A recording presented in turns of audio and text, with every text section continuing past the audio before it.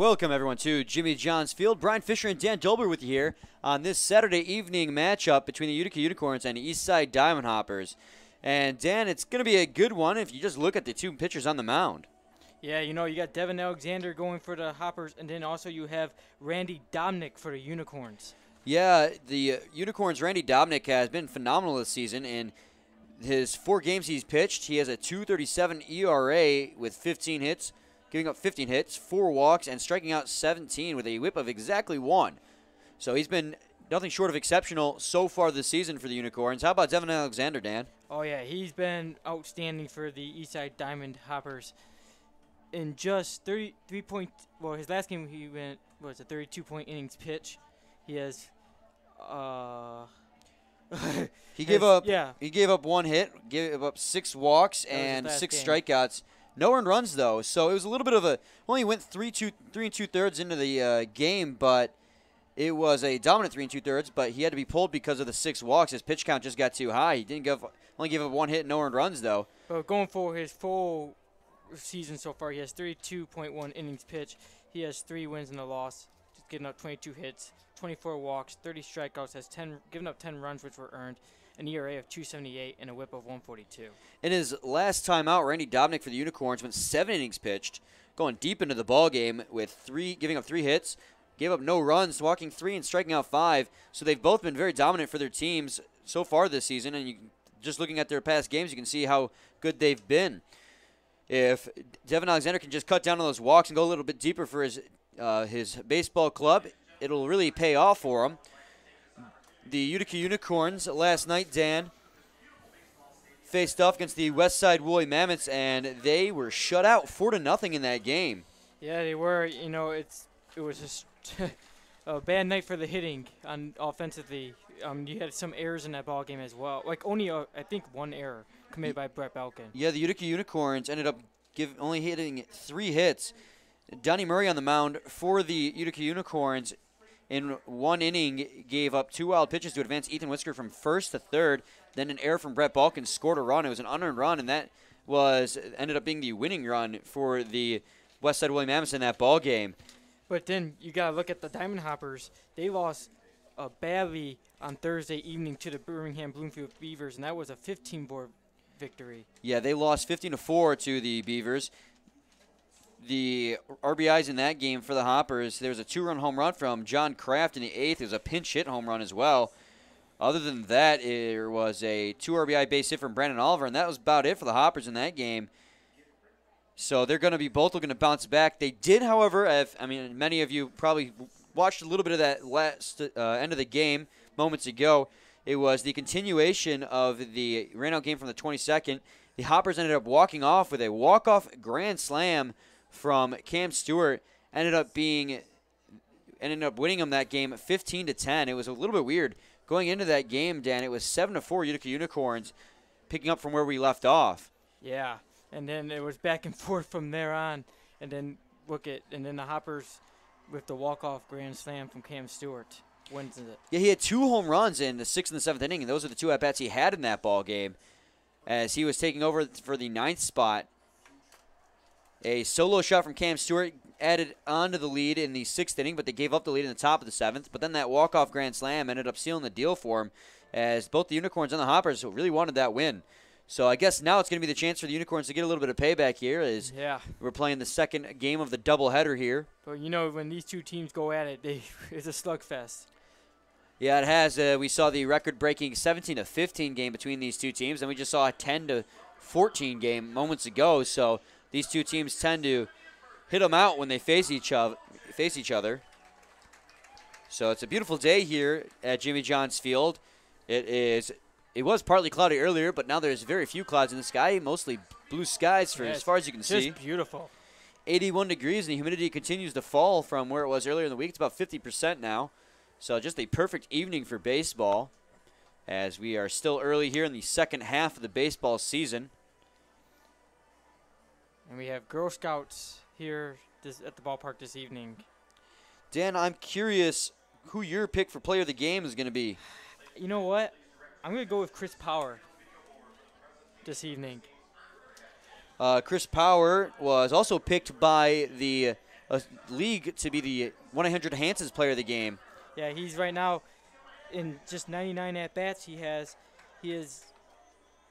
28 hits, 4 home runs, 15 RBIs, and has a batting average of 283. Yeah, in Thursday's ball game, Chris Power went 1 for 3 before being pinch hit for by Joe Maroney.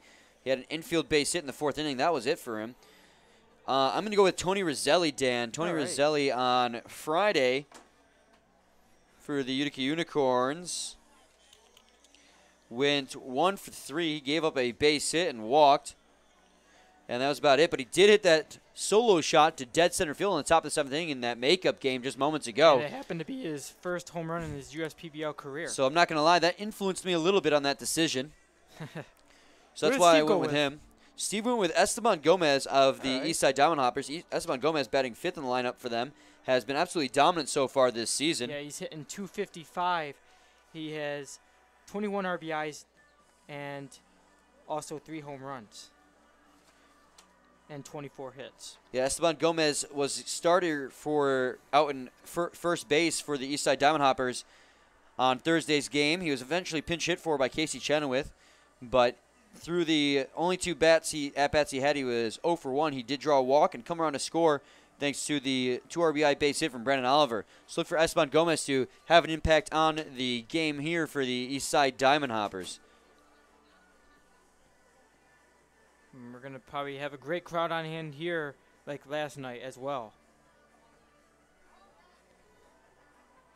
Last night was very packed because, of course, we had the spectacular fireworks show after the ball game. Yeah, last night's game was packed from head to toe. We had even the right field hill out there was packed. We had so many people out there that they had to sit on the wall instead of the hill. And with the Girl Scouts here tonight, Dan, it's going to be threatening to be maybe even more packed than that, as the crowd is filling out pretty nicely here. And you know what? They also, I'm hearing, get to spend the night at the ballpark as well after the game. Maybe perhaps watch a game on the video board. They did it earlier in the season with the Boy Scouts. We have a tribute band here tonight, Dan. It is Pat Benatar. Pat Benatar Fire and Ice tribute band. Yeah, Fire and Ice, and it is.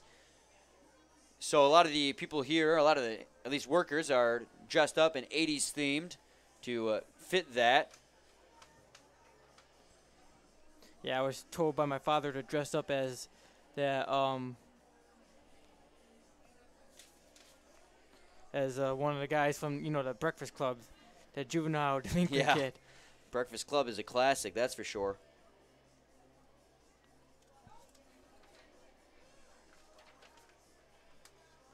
So the players are still warming up on their respective sides of the outfield as we continue to inch closer to this ball game.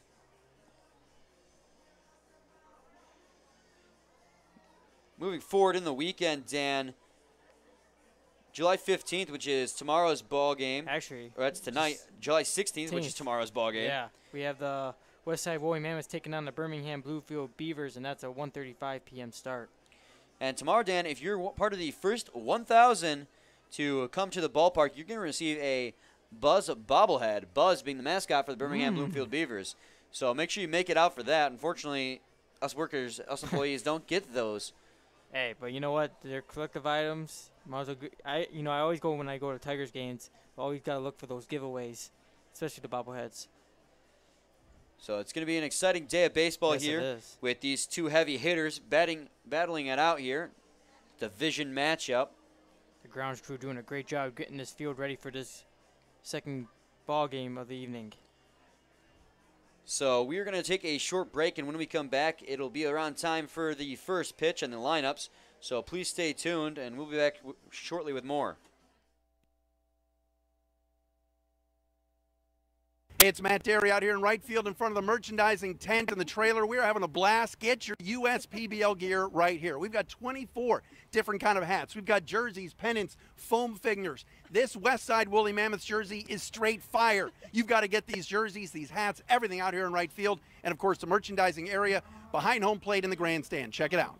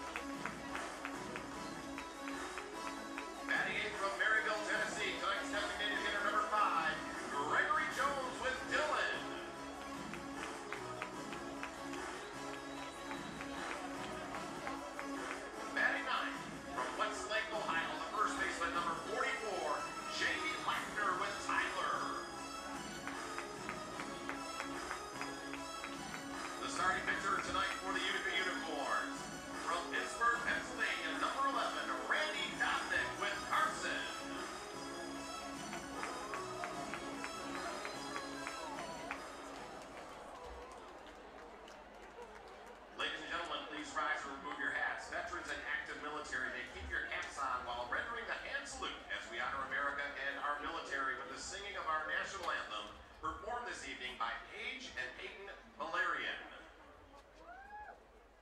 Oh, say, can you see by the dawn's early light what so proudly we hailed at the twilight's last gleaming, whose broad stripes and bright stars through the perilous fight o'er the ramparts we watched were so gallantly streaming, and their rockets regular, the blunt bursting in air, gave proof through the night that our flag was still there. Oh, say does that star-spangled banner yet wave o'er the land of the free and the home of the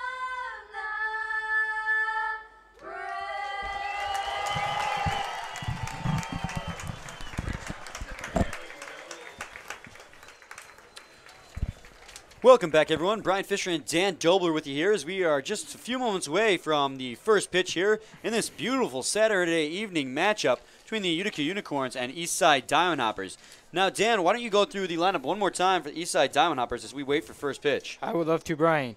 Leading off, the second baseman, Cam Stewart. Batting second, the left fielder, Chris Power. Batting third, the right fielder, John Menken. Batting fourth, the designated hitter, Mark Kruger. Batting fifth, the first baseman, Esteban Gomez. Batting sixth, the catcher, Brandon Oliver. Batting seventh, the third baseman, Casey Chenoweth. Batting eighth, the shortstop, Ricky Castro. And batting ninth, the center fielder, Ian Mikowski. Defensively for the Utica Unicorns this evening, out in left, you have Brandon Schaefer. In center, you have Tony Roselli. In right, you have Chris Cruz. At third, you have Connor Reynolds. At short, you have Mike Rampone. At second, you have Brett Belkin. At first, you have Jamie Lackner. Doing the catching behind the plate is Taylor Gradakowski. And on the mound is Randy Dominic. And correction, at first is Nico Lolio. And it's a great day for baseball here as the temperature and the weather is very, very good. Clear blue skies and about 81 degrees here as we're just getting ready for our first pitch here. It's going to be Cam Stewart who will be batting first, like Dan said, and Randy Dominic will be on the mound. So it's going to be Nico Lolio at first base. You mentioned that, Dan, and yeah, that is a nice observation, as I was not aware of that. They must have changed that. Lolio actually came and pitched hit for Lackner before Lackner even got his first at-bat in the makeup game. So now I'm starting to wonder if maybe there is something wrong with Lackner, because at first I thought it was something to do with matchups.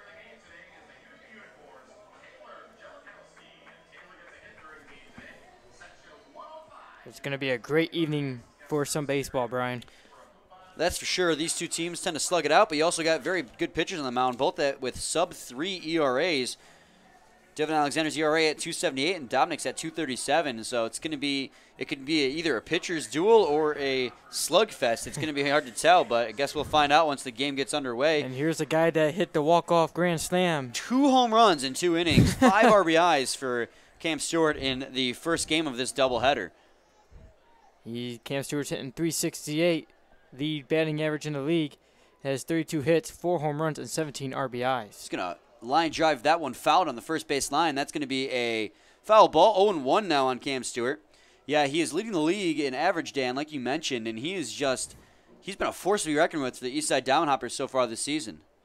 As they're going to have to take a stop and play there as that ball is still on the field over there.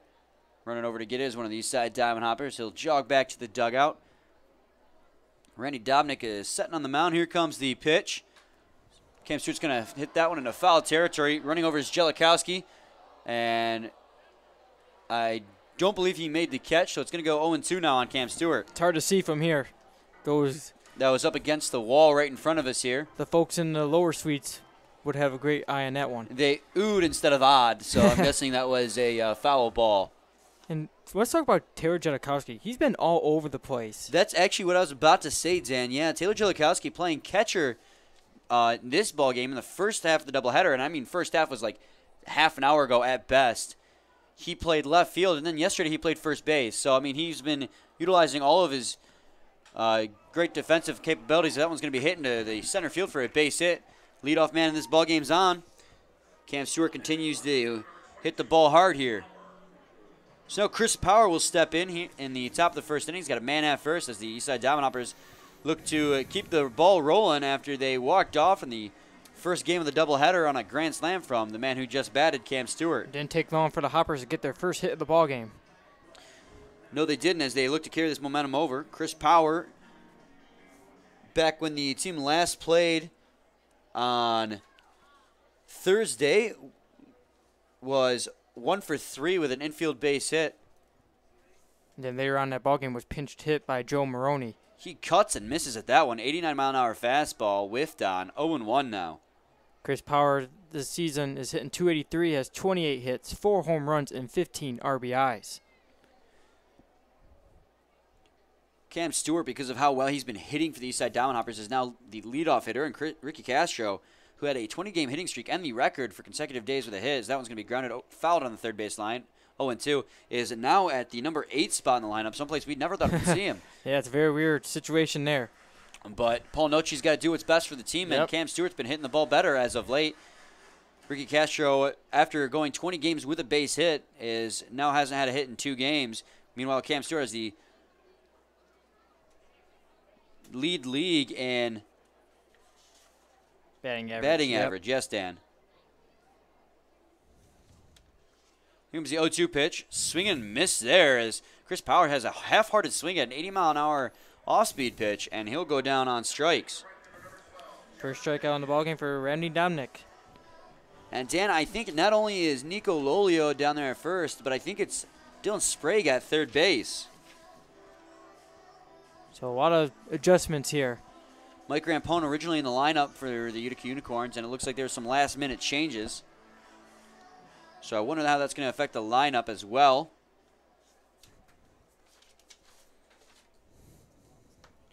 John Mankin stands in with 1 on and 1 out here in the top of the first inning. He's going to hit that one way high in the air. Underneath it looks like it's going to be Brett Balkin. And he will get the catch just shy of the outfield grass. It's going to be 2 outs here.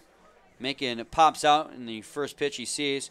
Another interesting thing here is Brett Balkin's playing second base for the Utica Unicorns today instead of short. He's been playing short almost the entire year, but him and Connor Reynolds switched spots. And you know what? We've seen that happen in the All-Star game as well when him and Castro switched spots. Well, I think with him and Castro is a little bit different because they were both such all-star shortstops that I guess they both wanted to take turns. But maybe trying something new here is the Utica Unicorns with Connor Reynolds at short instead.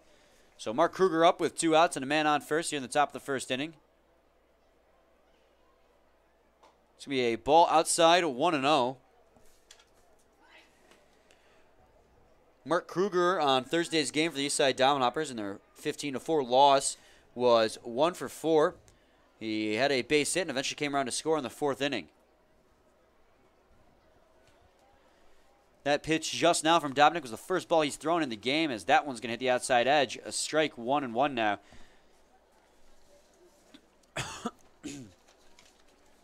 Excuse me.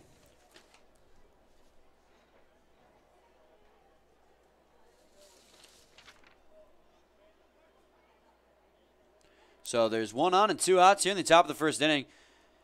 As here comes the 1-1 pitch from Dobnik. He swings and misses on that one, and it's going to be 1-2 now on Mark Kruger. Speaking of Mark Kruger, in the makeup game earlier this evening, he had a 2 RBI single for the Hoppers.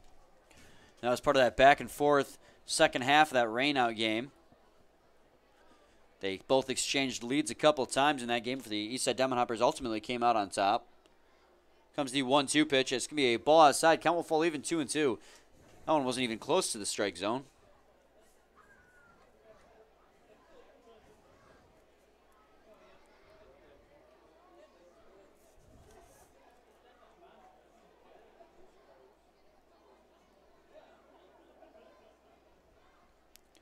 Two-two pitch is going to be just outside, missing the outside edge of the plate. So the count will run full now, 3-2. So with a 3-2 count and 2 outs and 1 man on, Mark Kruger is looking to get something going for the Eastside Diamond Hoppers. They look to roll this momentum from the first game of the doubleheader into this one.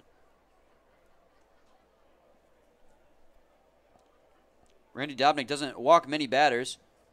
He's only got 4 on the season, as that's going to be a ball outside. That's going to be his 5th walk. So now it's going to be runners at first and second.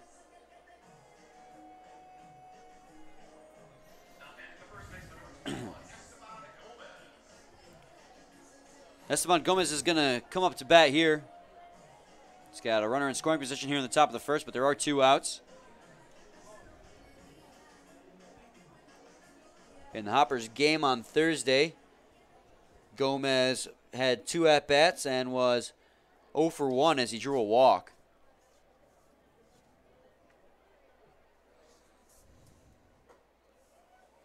It's going to be a strike on the outside edge, 0-1 now.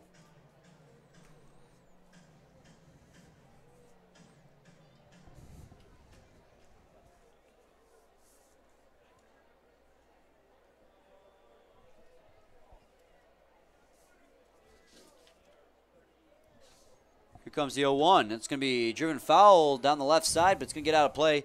0-2 now. Runners at first and second with 2 outs here in the top of the first inning. Randy Dobnik on the mound for the Utica Unicorns.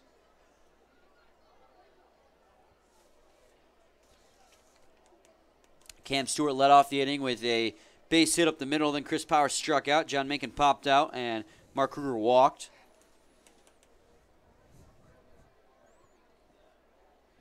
As the pitch from Dobnik is in, it's going to be a ball high, 1-2. Here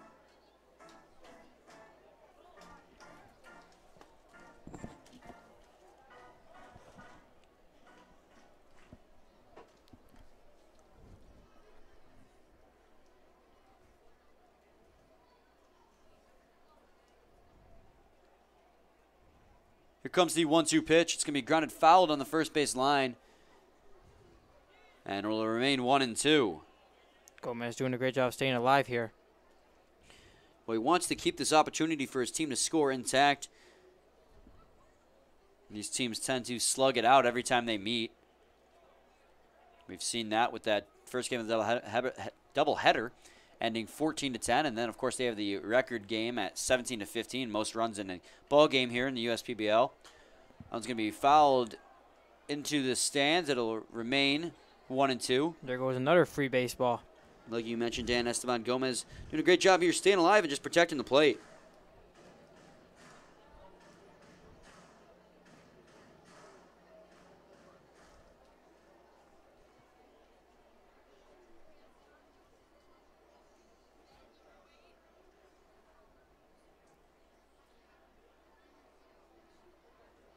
Comes the 1-2 count. He's going to drive another one foul.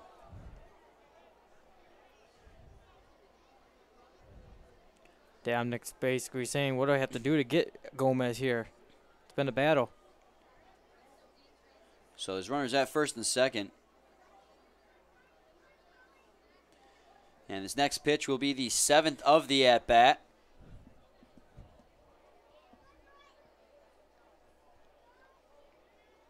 Here comes the pitch. 1-2 pitch going to be grounded fair ball down the first base line. As tagging first is going to be Nico Lolio. And that's going to end the inning. So they get runners at first and second, but leave them stranded. And when we come back to the bottom of the first inning, it's going to be Brett Balkin, Taylor Jellikowski, and Dylan Sprague to lead it off. So we'll be back shortly with more. Please stay tuned.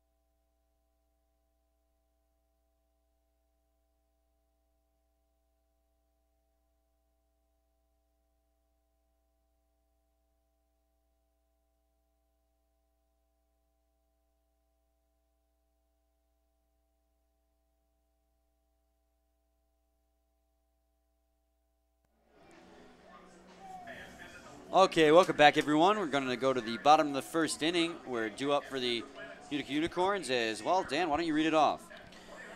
Leading off, the second baseman, Brett Balkin. Batting second, the catcher, Taylor Jellikowski.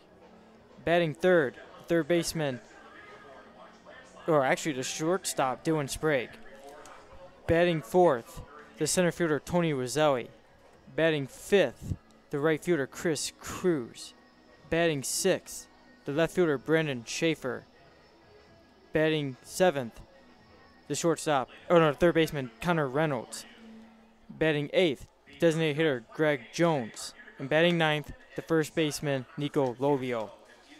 And defensively for the Eastside Diamond Hoppers, out in left, you have Chris Power. In center, you have Ian Mikowski. In right, you have John Macon. At third, you have Casey Chenoweth. At short, you have Ricky Castro. At second, you have Cam Stewart. At first, you have Esteban Gomez. Doing the catching behind the plate is Brandon Oliver. And on the mound this evening, it looks like it's Keast on the mound.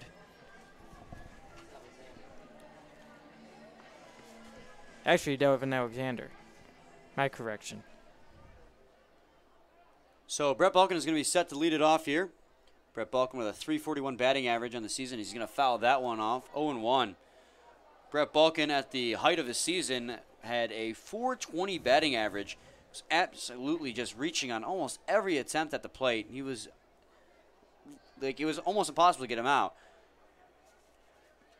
Yeah, he's hitting .341 right now. Has 28 hits and 5 RBIs.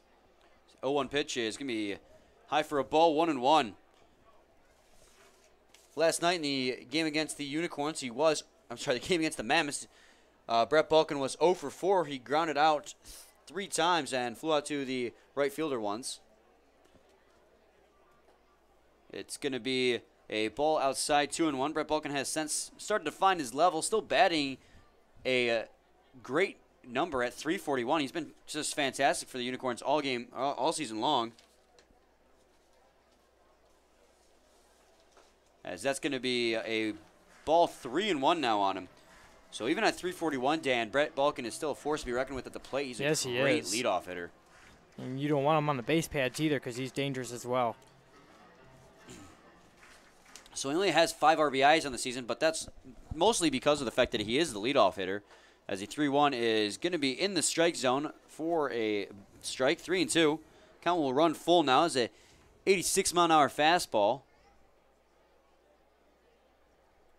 Devin Alexander on the mound for the Eastside Diamond Hoppers has done a great job this season with that 2.78 ERA and 32 and 1/3 innings pitches. Brett Balkin chases a ball high out of the strike zone, and he beautiful pitch there by Alexander. Dusted off there. So that's the first strikeout of the ball game for Devin Alexander. And Connor Reynolds will come up to bat now, as that answers the question of how the lineup will be affected with the sudden change of players.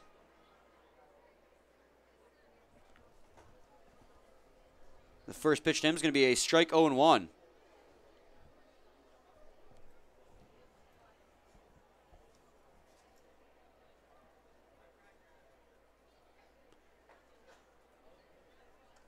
Pitch is going to be a strike. 0-2 now. Devin Alexander trying to make quick work of the Utica Unicorns. He managed to strike out Brett Balkin on a 3-2 pitch. Comes the 0-2. Swing and a miss there, and Connor Reynolds strikes out in 3 straight pitches. Dusts off Brett Balkin and now Connor Reynolds. So Devin Alexander off to a sharp start here against the first 2 batters he faces. And here comes a home run leader, Taylor Jedikowski, to the plate. Taylor Jedikowski batting third and playing catcher today. He's an all-around player, Brian.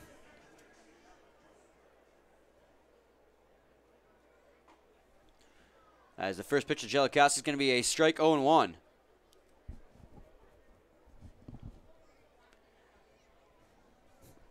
Although if he relaxes a little bit too much, Cam Stewart of the Diamond Hoppers is going to catch him with those 2 home runs in this last game. So that's going to be a ground ball over to Castro at short. Tossed down to first is going to end the inning, and that's a quick 1-2-3 inning for Devin Alexander as he gets them out in order. So we're going to go to the top of the second inning where due up for the Eastside Diamond Hoppers is going to be Brandon Oliver, Casey Chenoweth, and Ricky Castro. We'll be back shortly with more. Please stay tuned. Got a mask on here for you. Ladies and gentlemen, at this time, please direct your attention to the video board. Someone has a very important question to ask.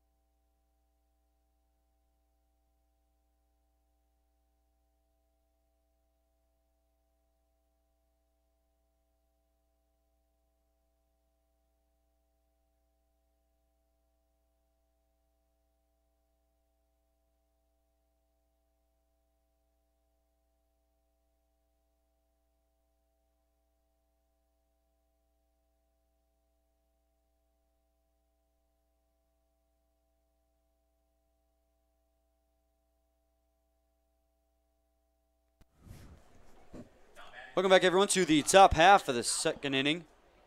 Where due for the Eastside Diamond Hoppers is going to be Brendan Oliver. He's catching in today's ball game for the Eastside Diamond Hoppers.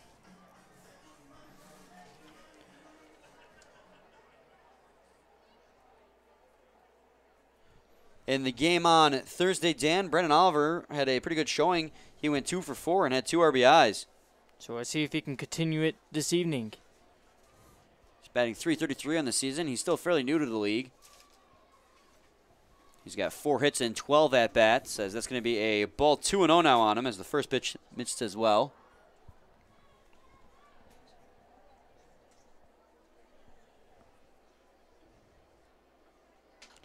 It's going to be hitting a foul territory, 2-1 now.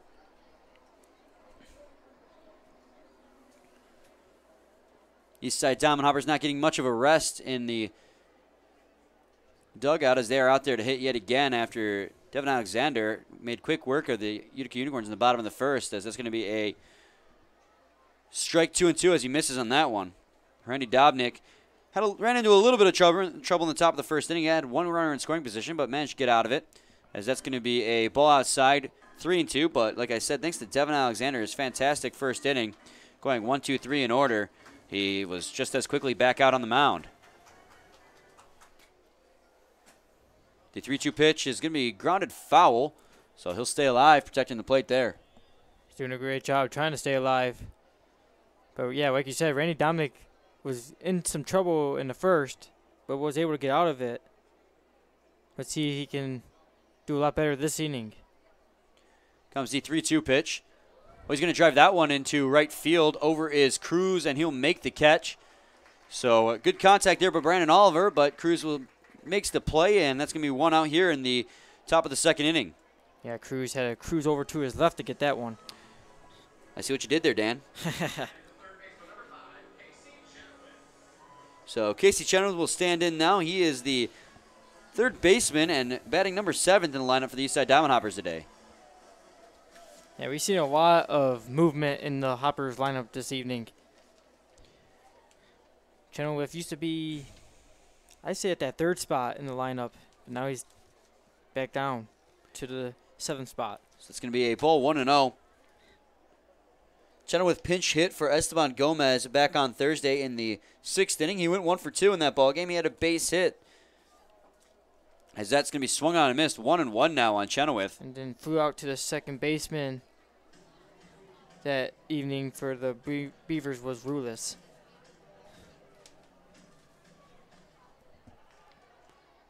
1-1 pitch swung on and missed again, and it's going to be 1-2 now. Chenoweth chasing that ball. That was just a little bit outside.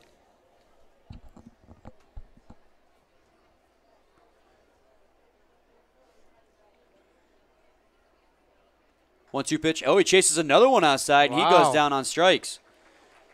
Chenoweth getting a little bit impatient at the plate there. Was looking for something, and he got an off-speed pitch instead. So now Ricky Castro will come up to bat.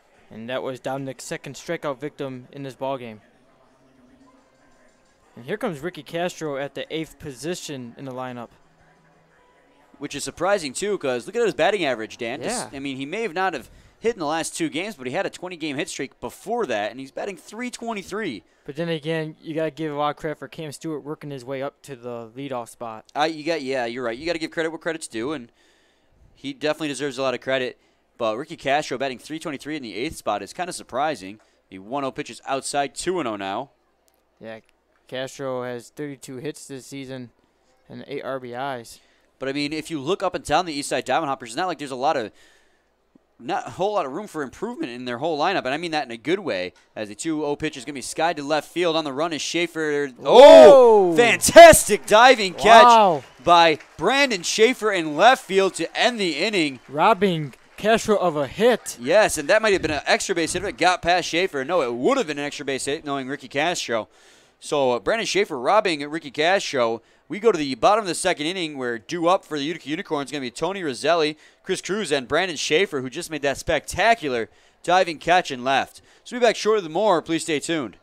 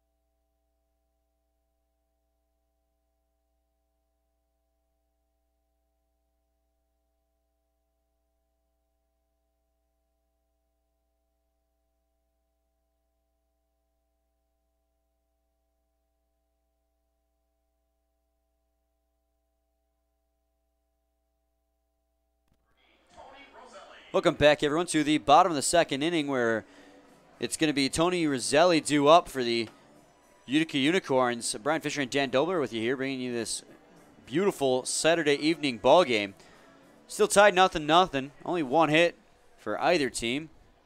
As the first pitch to Roselli is going to be a ball 1-0 now. It's going to be a little bit high out of the zone. Roselli's your pick for player of the game this evening, and in the makeup game earlier this evening. He hit a home run. Yeah, it was a 2-run home run to center field to tie the ball game. It was the top of the 7th, and it was last call for him. Unfortunately, they did end up losing the game in the bottom of the 7th.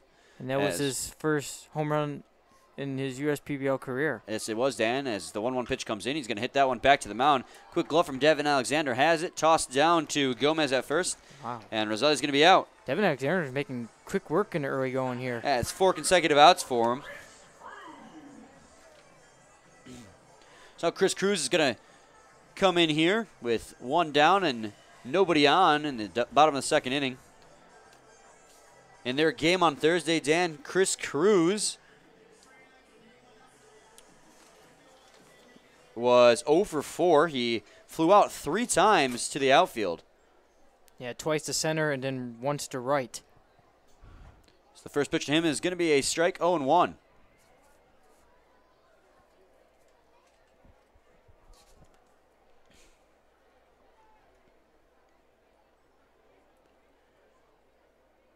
Oh, 1 pitch, going to be in the dirt, 1-1. Looked like a 74-mile-an-hour off-speed pitch.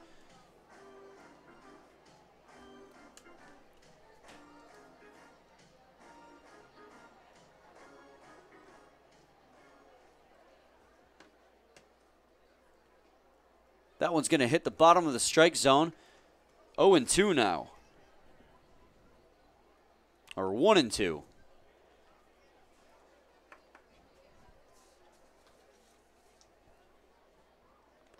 It's going to miss outside. Count will fall even at 2 apiece.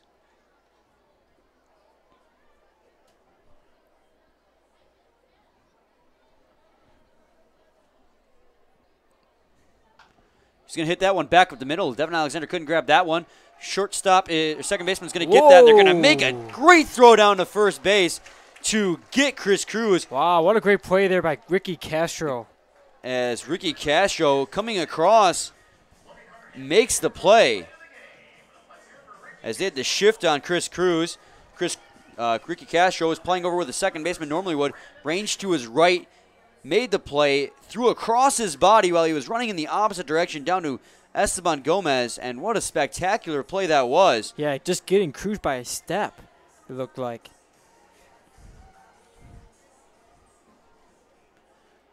So it's going to be 2 down here in the bottom of the 2nd for Brandon Schaefer. He's going to hit that one high in the air. John Mankin backing up by a few steps will make the catch, and that's going to be it. 6 consecutive outs and 2 1-2-3 innings, all in order for Devin Alexander. And we're going to go to the top of the 3rd inning. We're 2 up for the Eastside Diamond Hoppers. Is going to be Ian Mikowski, Cam Stewart, and Chris Power, and it's still 0-0 in this ball game. Please stay tuned. Thank you. Thank you very much. Thank you. Thank you very much. Well, thank you. Thank you very much. Thank you very much.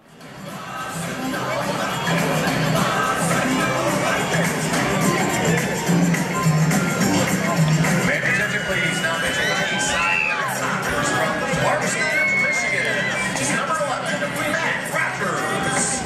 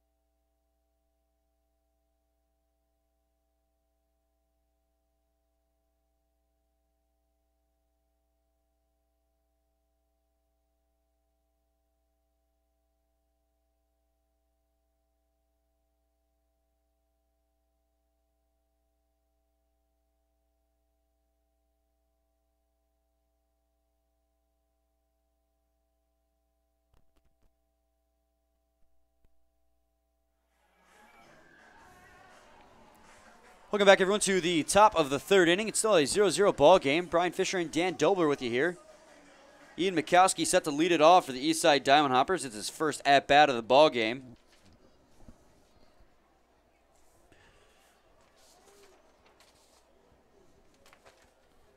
First pitch to him is going to be a strike, 90-mile-an-hour fastball down the heart of the plate, 0-1. Mikowski in Thursday's ballgame for the Eastside Diamond Hoppers was 1 for 3 with a base hit and a walk. He's going to line that one right out to Connor Reynolds at short. So Mikowski got good contact on that one, but unfortunately hit it right to Connor Reynolds. Yeah, Connor Reynolds didn't have to even move on that one. So now Cam Stewart's going to step in. Cam Stewart has the lone hit for the Eastside Diamond Hoppers so far, and that was leading off the first inning, Dan. Yeah, and this is his first time at the leadoff position. But what a heck of a game he had in the first game of the doubleheader. Yeah, making the walk-off grand slam. As he's going to cut and miss at that one, 0-1. And gave the Hoppers the win. 83-mile-an-hour pitch is going to be in there for a strike, 0-2. Cam Stewart, yeah, Dan, had 2 home runs in that ball game. A solo shot, and then, of course, that walk-off grand slam. 1 in the 6th, 1 in the 7th. A fantastic game for him. And he continued it here with that base hit. 1-2. Is that one missing the dirt? Of course, he leads the league in batting average at that 368. And now he's trying to. Now he wants the home run title too. As those 2 home runs, I believe, puts him at 6 on the season. Here comes the 1-2. That's going to be a called third strike. He gets rung up there. He couldn't believe him himself. As he was a little bit awestruck. That's Randy Dominick's 3rd strikeout in his ball game. So Chris Power will step in today for his 2nd at bat. He struck out his first time up. That was a swinging strikeout. Randy Dominick now has a strikeout in every inning. He had 5 strikeouts in his last appearance. That was against the Beavers. As that one's going to be grounded over to Dominick, but it went off the ankle of Cam Stewart, so it's dead ball. Of Chris Power, I apologize. 0-1 on him.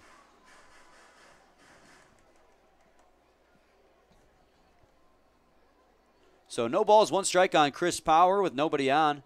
2 outs here in the top of the 3rd inning.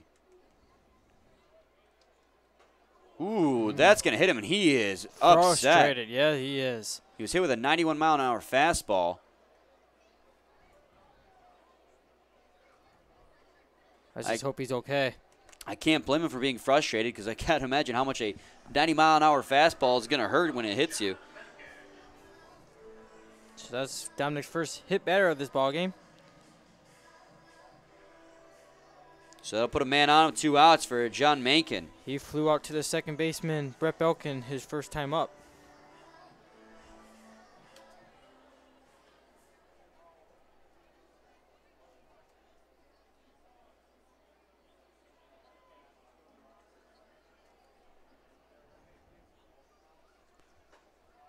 That's going to be in there for a strike.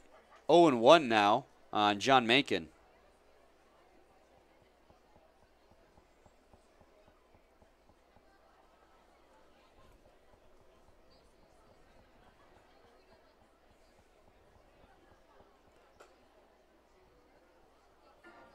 It's going to be a ball outside, 1-1.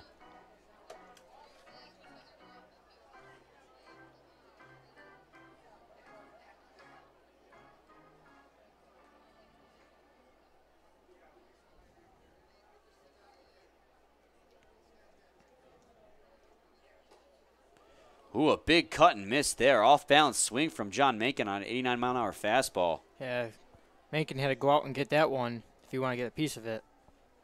So, just 1 more strike for Randy Dominick to get out of this inning.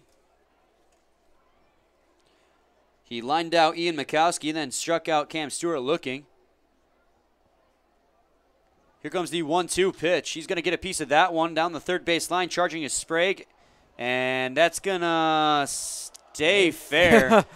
Sprague was really hoping that one was going to go foul because he didn't think he was going to get John Mankin at first, and I agree, as that one was just a chopper down the 3rd base line. Yeah, it would have been a hard play to make at first. So it's going to be a base hit for John Mankin. And that'll put runners at 1st and 2nd here for Mark Kruger. There are 2 outs, however, in the top of the 3rd inning. It's still a 0-0 ball game. Mark Kruger's first time up walked.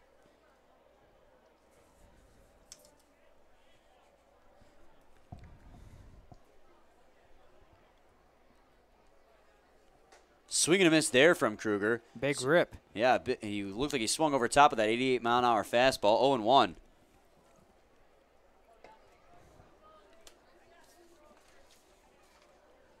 Mark Kruger had himself a 2 RBI single in that makeup game earlier today, and that gave his team the lead, as that's going to be a flare over to the shortstop, Connor Reynolds, and that's going to be it here in the top of the 3rd. So they leave 2 more stranded, and we go to the bottom of the 3rd inning. We're due up for the Utica Unicorns is going to be Connor Reynolds, Greg Jones, and Nico Lolio. So we'll be back shortly with more. Please stay tuned.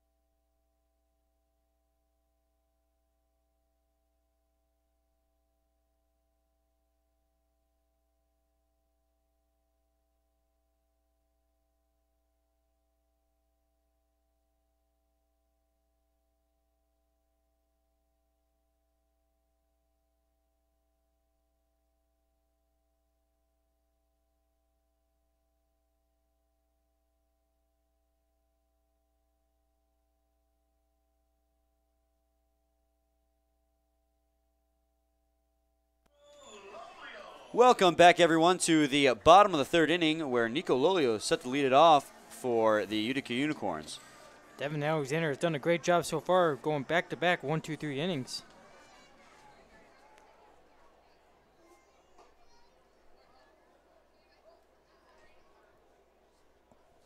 The first pitch to Lolio is going to be a ball, 1-0 now.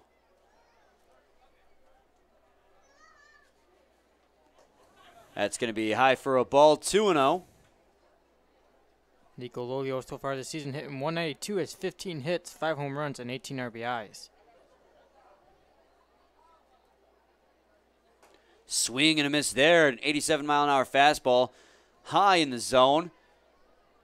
He had to go up and out of the zone to chase that one. Came up empty-handed, however. The delivery from Devin Alexander was in, and it's going to be fouled into foul territory over his Chenoweth. Ooh. I got to give him A for effort on that one. He made a diving attempt on that one, as he looks like he's out of breath. But he was unsuccessful in that dive, so the count will fall even 2-2. Oh, wait, what a great attempt, though. Chenoweth trying to one-up Brandon Schaefer from the Utica Unicorns, who made that diving catch earlier on Ricky Castro.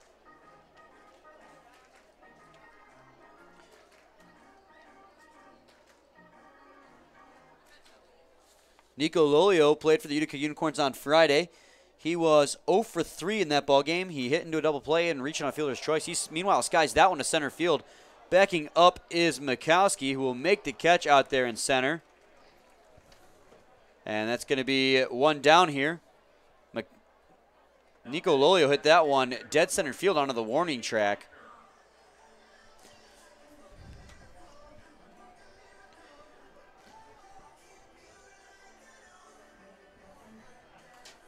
So Jamie Lackerin now. He is going to be the DH today for the Utica Unicorns.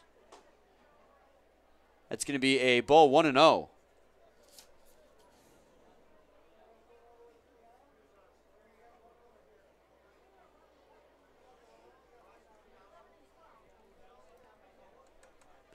1-0 pitch, going to be high out of the zone, 2-0 now.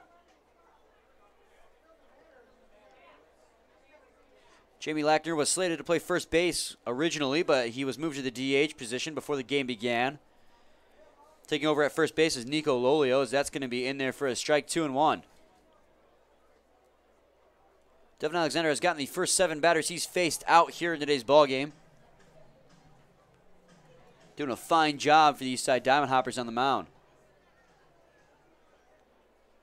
2-1 pitch is going to be an 88-mile-an-hour fastball, low and away on the outer corner of the strike zone. 2-2 now. The count will fall even.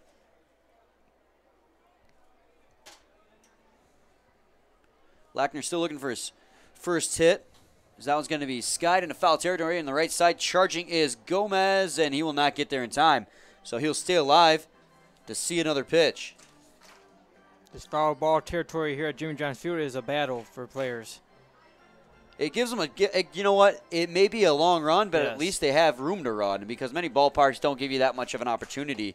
So I'm sure defensively players love it, but once they're up to the plate, they wish it would just go out of play. He's gonna fly that one into the dugout for the Eastside Diamond Hoppers. Trying to take out the competition, I guess. That's an easy way. Won't win him any favors with the opponent or the umpire, though. So 2 balls, 2 strikes, 1 out. Here comes the pitch from Alexander. He's going to make contact on that one. Grounded over to the third baseman, Chenoweth. Chenoweth make a toss down to first. He's going to get him by just a step or 2. So good job by Casey Chenoweth down there at third base. Now batting the third baseman, number 9, Dylan Sprague. So now Dylan Sprague is going to step in.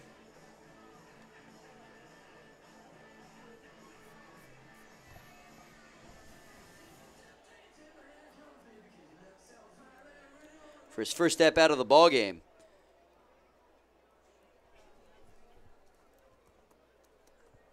It's going to be a strike 0-1.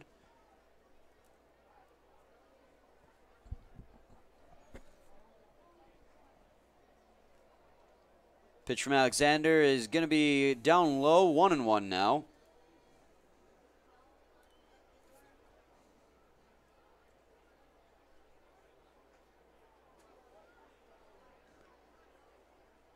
Swings and misses at that one, 1-2.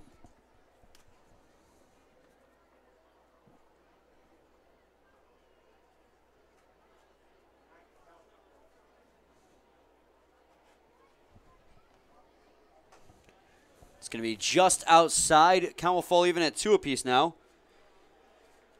Dylan Sprague on Friday for the Utica Unicorns was 1 for 3, and that was his first base hit of the season. As that's going to be a ball outside, 3-2 now.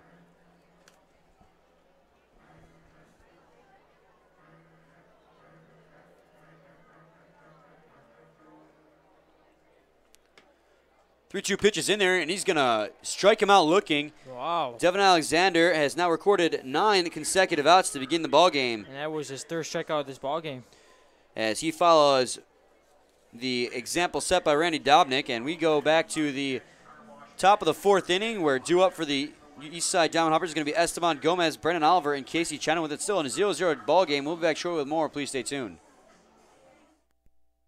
Hey, it's Matt Derry out here in right field in front of the merchandising tent and the trailer. We're having a blast. Get your USPBL gear right here. We've got 24 different kind of hats. We've got jerseys, pennants, foam figures. This Westside Woolly Mammoth jersey is straight fire. You've got to get these jerseys, these hats, everything out here in right field. And, of course, the merchandising area behind home plate in the grandstand. Check it out.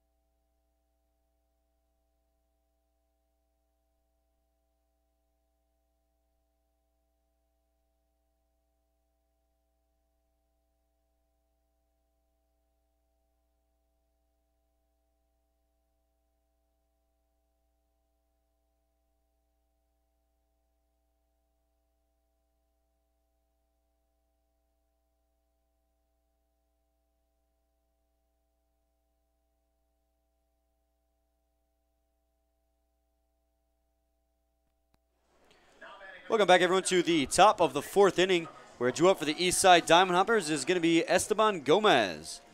Still a 0-0 ball game between these two hard-hitting baseball teams, but part of that might be because of the pitchers on the mound, Dan. Yes, Devin Alexander and Randy Dominic have done a great job so far. Both coming into the ball game with ERAs below 3, but he's going to drill Esteban Gomez, and that's going to be his second hit batter of the ball game. Esteban Gomez takes it in stride, however, as he trots his way down to first base. That'll put the leadoff runner on here in the top of the 4th inning for Brandon Oliver. Brandon Oliver, his first time up, flew out to the right fielder, Chris Cruz.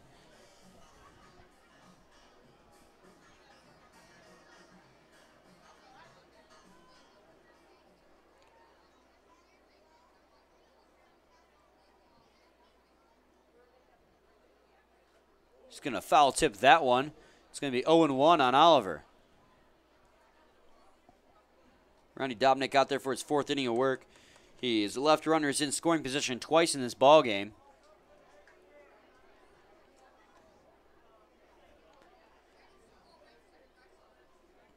But the negative is that he has already hit 2 batters in his ball game. Yeah, he has as many hit batters as he does hits, although that is only 2. But you don't really want to hit any batter in any ball game. That's going to be a strike on the outside corner, 90-mile-an-hour fastball, 0-2. Esteban Gomez down there at first base. He's getting a pretty good lead.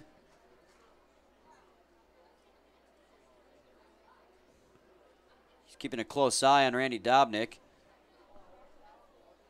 Comes the 0-2 pitch. He's going to ground that one. Dobnik has it. They're going to throw it down to second base, get the lead runner, throw it down to first, and they're going to get him and turn the double play. So a great job there. Heads-up play by Randy Dobnik.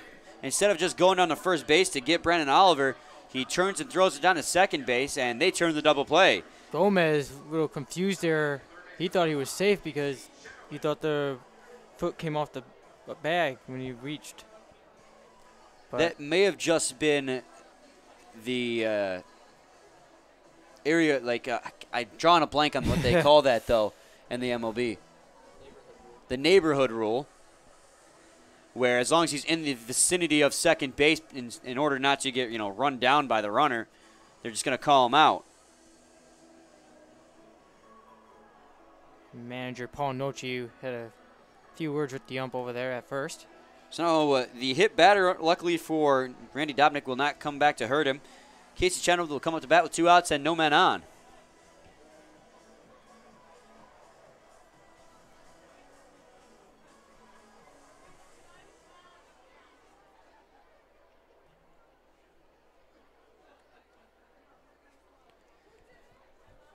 Comes the first pitch of the at-bat to Chenoweth. He's going to swing and miss at a 81-mile-an-hour off-speed pitch outside.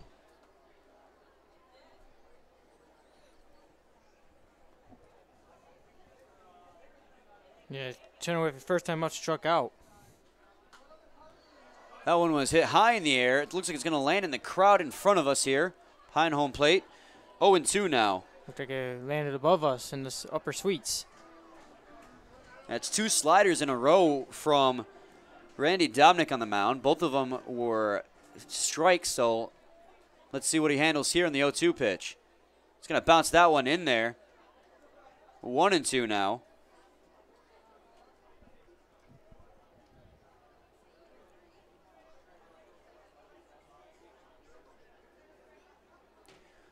Looked like that was could have been an attempt at a changeup, but with it being in the dirt, it was a little bit hard to tell. Comes the 1-2 pitch, swing and a miss, and he gets Casey Chenoweth swinging again. Make that strikeout number 4 for Randy Dominic in this ball game. 2 of which from Chenoweth, and after turning the double play, he turns around and strikes out Casey Chenoweth, and that's going to be it here in the 4th inning, or the top of the 4th inning, as we go to the top of the 5th. We're due up for the Eastside Diamond Hoppers. Is going to be Brett Balkin, Connor Reynolds, and Taylor Jelikowski. So we'll be back shortly with more. Please stay tuned.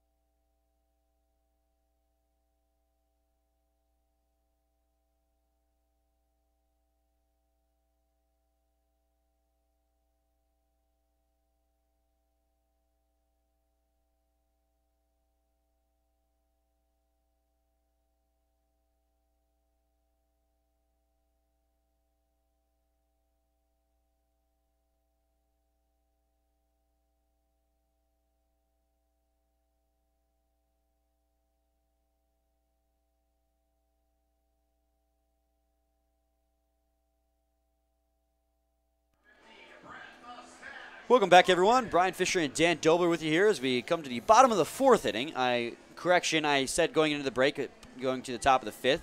That is my bad. I apologize for that. It's been a long evening already, Brian. Yeah, we had to finish off the first game, but we're in the bottom of the 4th inning where Brett Balkin is going to lead it off. Still a 0-0 ball game. Brett Balkin, who's up, struck out his first time up.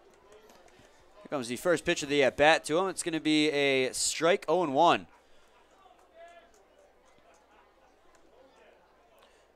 Devin Alexander has, been fantastic for through the first 3 innings. Yes, he has, Brian. Going 1, 2, 3 in each of them. Yes, 3 strikeouts so far. Comes the 0-1 pitch. It's going to be a ball high, 1-1.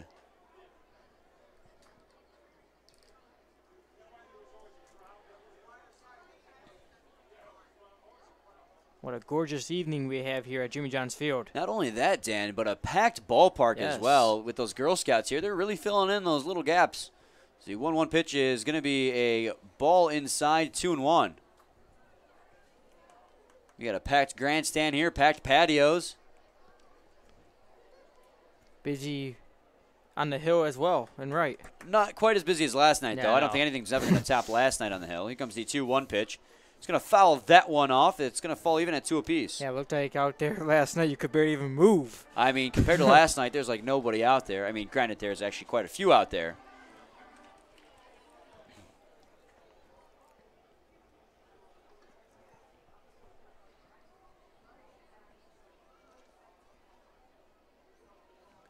Here comes the 2-2. He's going to hit that one into the netting behind home plate. He'll stay alive to see another pitch. It'll be the 6th pitch of the at-bat coming up.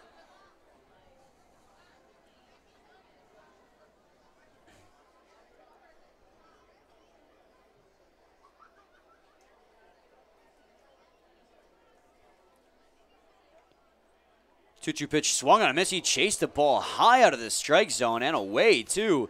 That's the second time Balkin has struck out. Looked like he was trying to protect the plate there, but yeah. He's going to strike out swinging his second time today. And another man who struck out swinging his first time up, Connor Reynolds, is coming to the plate.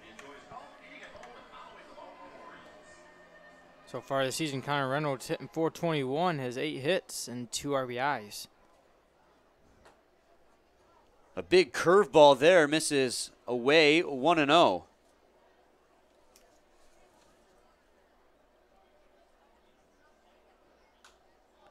He's going to foul that one off. Looks like it might be playable as Gomez comes over into foul territory on the right side to make the catch. So 2 outs here in the bottom of the 4th inning as Taylor Jellikowski will stand in. He grounded out to the shortstop Cam Stewart his last time up. My correction, Ricky Castro.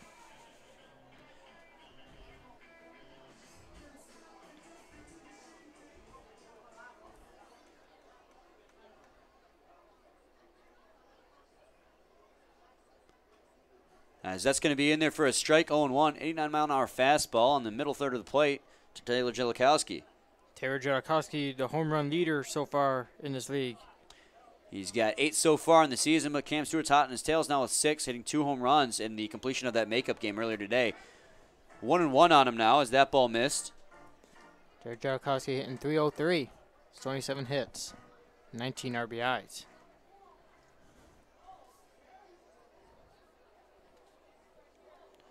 He was 1 for 4 in Friday's game with a double.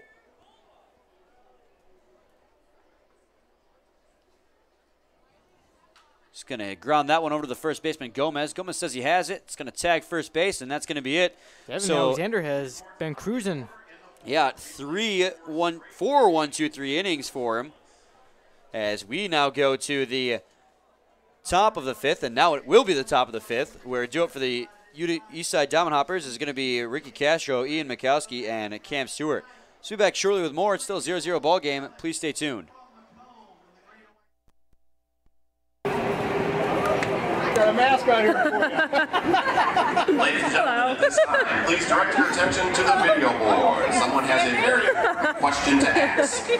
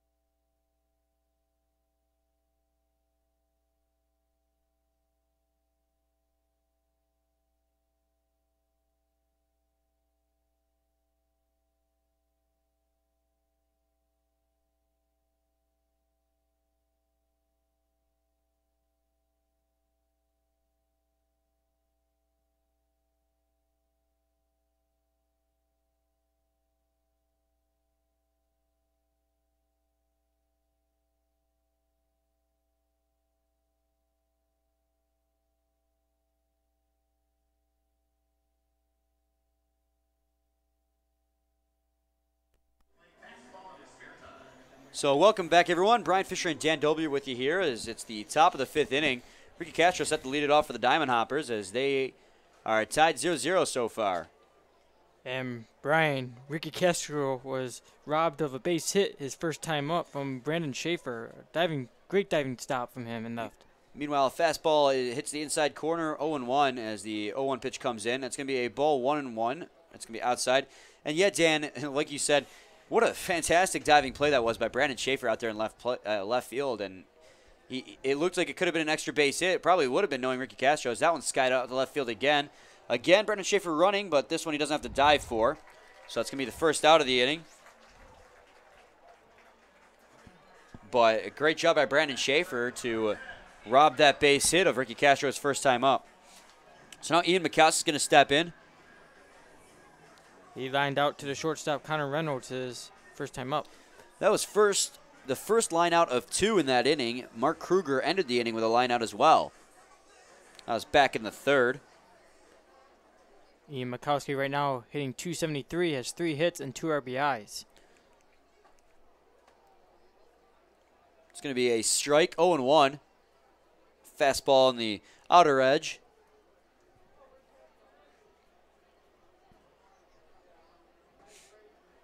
It's going to be a strike low, 84-mile-an-hour changeup.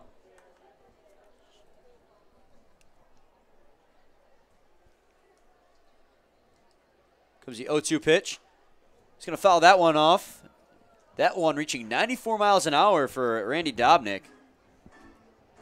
He's really reaching back on that one. Yeah, he is. Earlier in the ball game, Dan, well, not in this ball game, but in the continuation of the rain shortened one earlier, it said that Michael Gomez had a fastball at 107 miles an hour. I'm going to assume that was a mishap on the radar gun's part, as another one's fouled off there. Yeah, we saw that, and I was like, we both looked at each other like, I think that's wrong. It would have been a great feat for Michael Gomez if he could reach that type of velocity as he swings and misses at that one and goes down on strikes. Ian Mikowski is 0 for 2 now today. It'll be up to Cam Stewart with 2 outs and nobody on to get something going for the Diamond Hoppers here in the top of the 5th. And that is Randy Dominick's 5th strikeout victim. Matching his strikeout amount from his last time out here in just the 5th inning.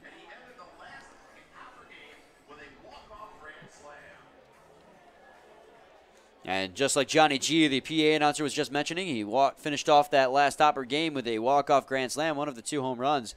And they just can't stop talking about it, Dan. No. It was just such a It great was a sight to see. beautiful swing and went over to the hill and right. Well, and not just that. The first home run he hit, he pulled, but that grand slam was hit to opposite field over there on the hill. So he not only had 2 home runs and 5 RBIs, a walk-off grand slam, but he hit it in both areas of the ballpark. He can hit them all over the place. As the 2-0 pitch is going to be a ball outside, 3-0 now. And I can't really blame Randy Dobnik for pitching cautiously to him here. And, you know, you got to give Cam Stewart credit. You know, he was near the middle of the lineup for the Hoppers, and he worked his way up to the very top. Well, he's leading the league in batting average for a reason, as that's going to be a ball high. And on 4 pitches, Cam Stewart is going to walk. So he's on for the 2nd time today. Now Chris Power is going to step in. That was Dominick's 2nd walk of the ball game. With Chris Power stepping in. Last time up, Dan, he was hit by a pitch. Looked like it hit him in the elbow pad. Yeah, It was he was a very frustrated. 91-mile-an-hour fastball. Luckily, it hit him where he was padded. Seems no worse for wear on it.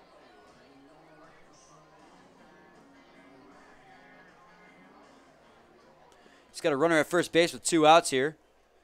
As Eastside Diamond Hoppers look to strike first. It's going to be a strike, 0-1 now. Coming into tonight's ball game, Power's hitting .283, had 28 hits, 4 home runs, and 15 RBIs.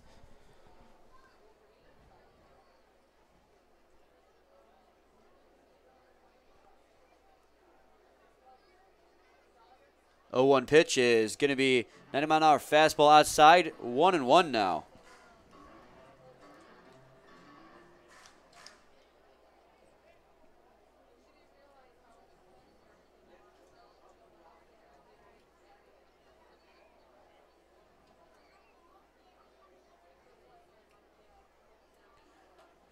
That one's going to be outside.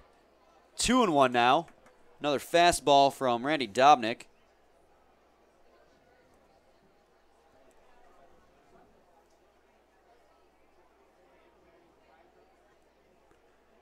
So 2 balls, 1 strike, 2 outs here. A runner at first base for Chris Power. As the pitch comes in, that's going to be a strike on the inside edge. 2-2 now.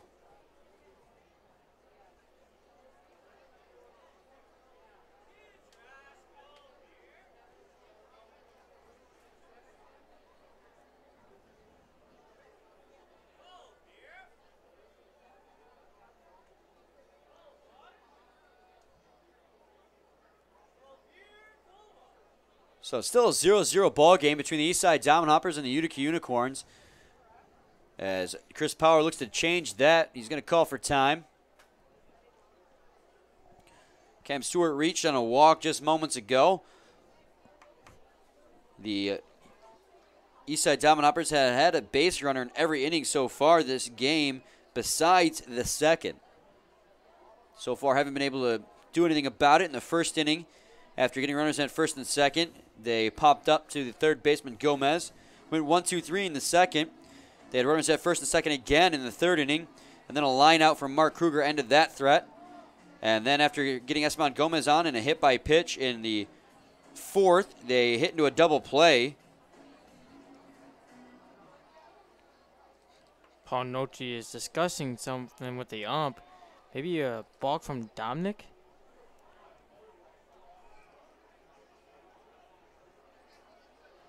But Unfortunately, he's not going to get that one. And you're right, Dan. He's arguing over a balk down there.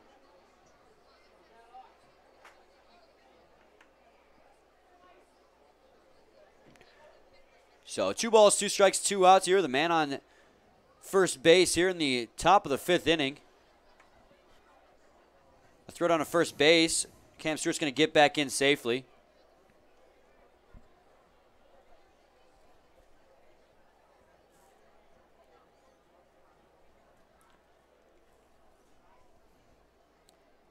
Jellicox is going to be called to the mound by Dobnik as they look to get on the same page here. He doesn't seem to be getting the pitch he wants from Jellikowski.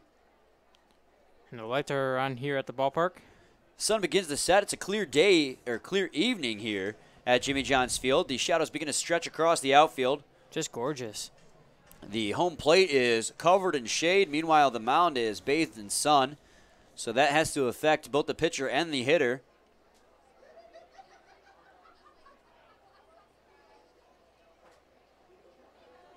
Here comes the 2-2, and he's going to hit Chris Power for the second time today. Chris Power slams his bat down again in frustration. That's the third hit batter in this ballgame for Dominic. It's really kind of strange, and because besides those 3 hit batters, Randy Dobnik is playing and pitching fantastic. Power's like, you got to be kidding me right now. That's like 2 straight. For that to happen yet again, it's got to be a little bit concerning for Jim Essien over there. Like I mentioned, Dan, he's been fantastic so far through the first 4 and 2/3 innings, but it seems like one pitch the last 3.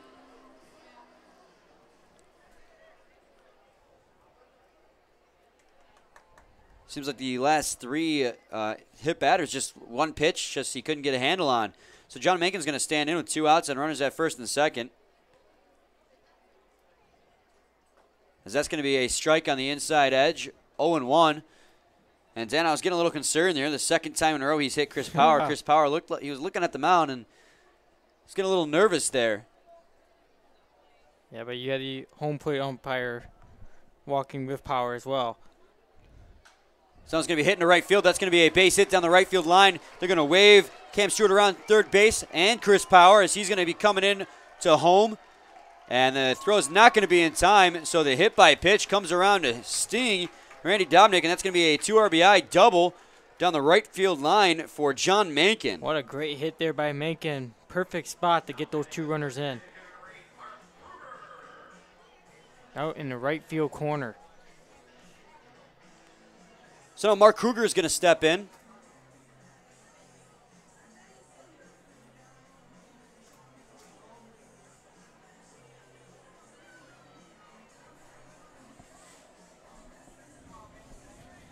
And that really stinged Dominic there, like you were saying, Brian.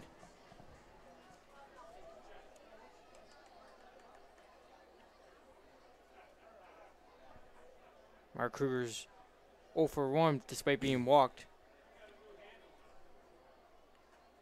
It's going to be a strike, 0-1. He has a chance to extend the lead even further for the Eastside Diamond Hoppers here in the top of the 5th inning if he can bring home John Macon from second base. And yet, Daniel, like you mentioned, he's 0 for 1 with that walk. He lined out to Connor Reynolds. I'm not used to Reynolds being as short. To end the 3rd inning as he's going to foul that one off. 0-2 now. That was one of 2 lineouts in that 3rd. Mark Kruger already has 10 RBIs this season and has a possibility here to make it 11. So the Eastside Diamond Hoppers strike first here in the top of the 5th inning, taking a 2-0 lead. A walk, a hit batter, and then an 2 RBI double from John Macon makes it 2-0. 0-2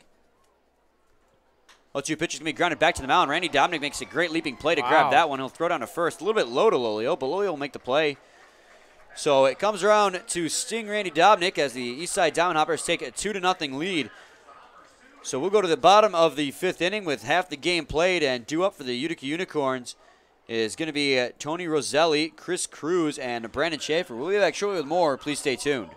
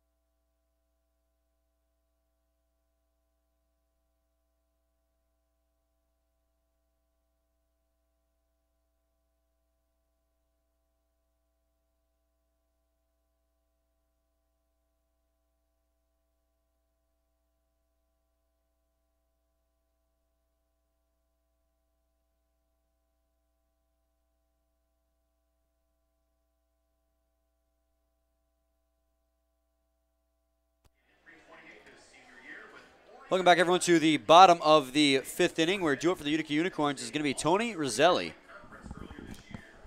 Tony Roselli, Dan, like we've said earlier, had a solo shot home run to dead center field to give his team the lead earlier in today's ball game. I'm sorry, that was to tie up that one, and it was not a solo shot. It was a 2-run home run. So I got to get my memory straight here.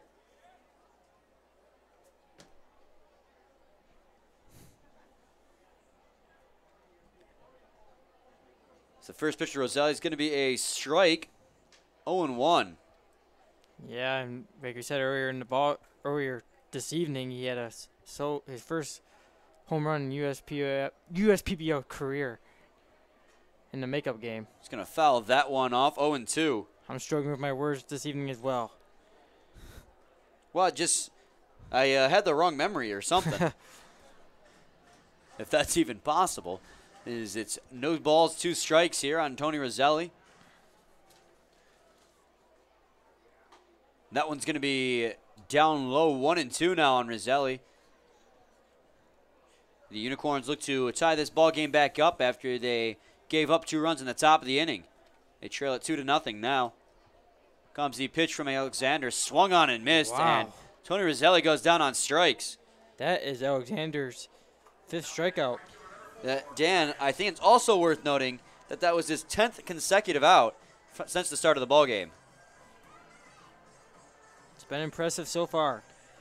Impressive is a little bit of an understatement. There's a better word we can use, but we shall not use it, as Chris Cruz will step in. Chris Cruz is 0 for 1 this evening. 13th consecutive out, because I can't multiply, as that one skied in the air. Running over is Casey Chenoweth. So Chris Cruz, despite hitting it against the shift, Casey Casey Chenoweth runs all the way over from the shortstop position to get that out in foul territory. So make that 14 consecutive outs as Brandon Schaefer is going to come up to bat now.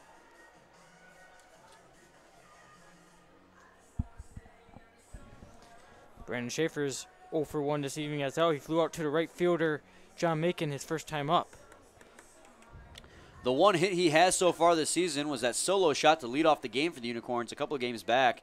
His batting average is just .059, as that's going to be a curveball in there for a strike. Beautiful pitch there from Devin Alexander. Yeah, just hitting the outside corner. Curveball getting in there at 65 miles an hour.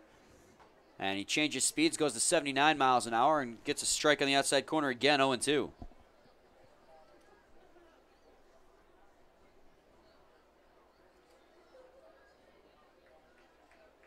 Here comes the 0-2 pitch.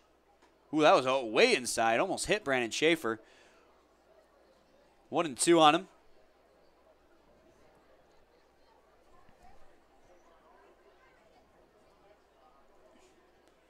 Here comes the pitch from Alexander. Swung on and missed. And that's going to be another strikeout as he foul tips that one into the glove of Brandon Oliver. So Devin Alexander getting the first 15 batters he faces out in this ball game.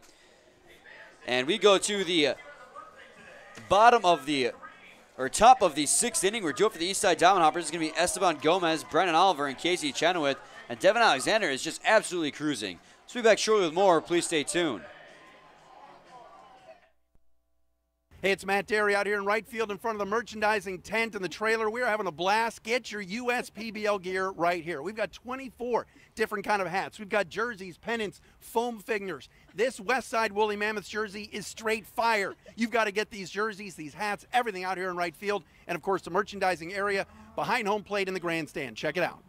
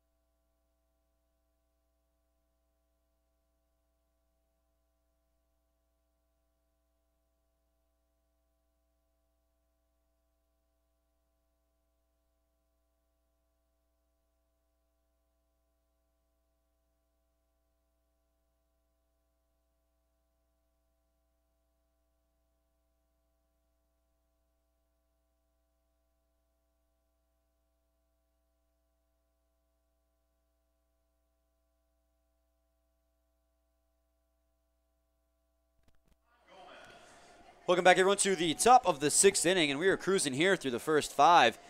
We've played half a game of ball, and it's going to be Esteban Gomez lead off here in the top of the 6th. His team leads it 2-0 thanks to a 2 RBI double from John Macon. Esteban Gomez was hit by a pitch his last time up. One of 3 hit by pitches for Randy Dobnak in this baseball game. He got power twice. It's going to be 1-0 now, and Power was not happy about it either. It's going to foul that one off. 2-0, or 1-1 now on Gomez.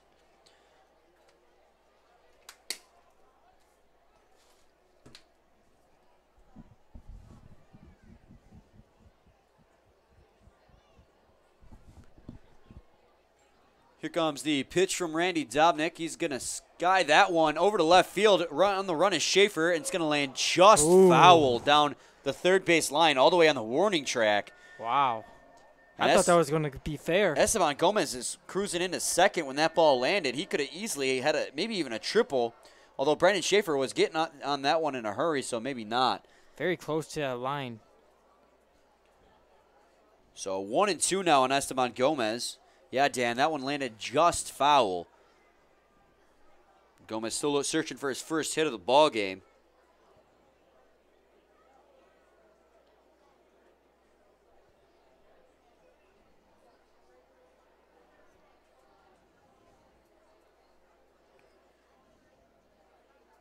The 1-2 pitch comes in. He's going to ground that one over to the second baseman, Balkin. Balkin's going to toss down to first and get him. And so after nearly hitting for a double, he grounds out to Brett Balkin at second base, and that's going to be one down here in the top of the 6th inning. So Brennan Oliver is going to step in now. He ground out into a double play his last time up. Yeah, that killed anything that the Hoppers had going in that inning.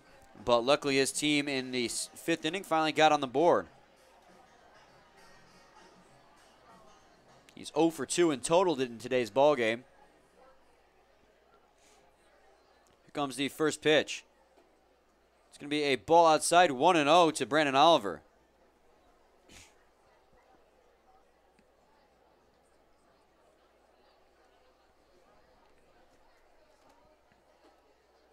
It's going to be a ball outside, 2-0 now to Oliver.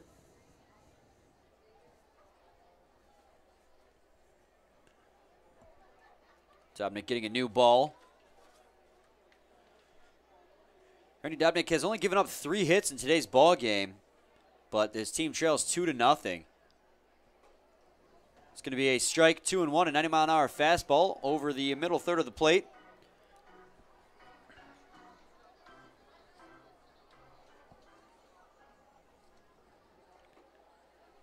The 2-1 pitch is going to miss, 3-1.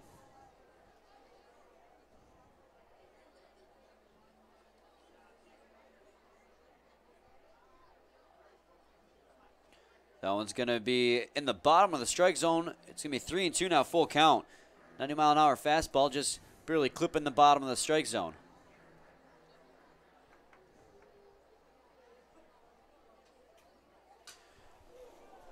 Sounded like a broken bat on that one as he's going to toss down to first base after he ground that one to Brett Balkin at second. So that's going to be 2 quick outs for Randy Dobnik here in the 6th as he looks to bounce back this inning.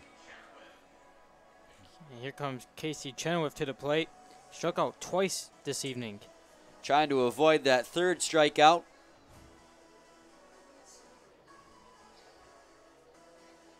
Coming in tonight's ball game, Chenoweth's hitting .273, has 24 hits, 2 home runs, and 11 RBIs.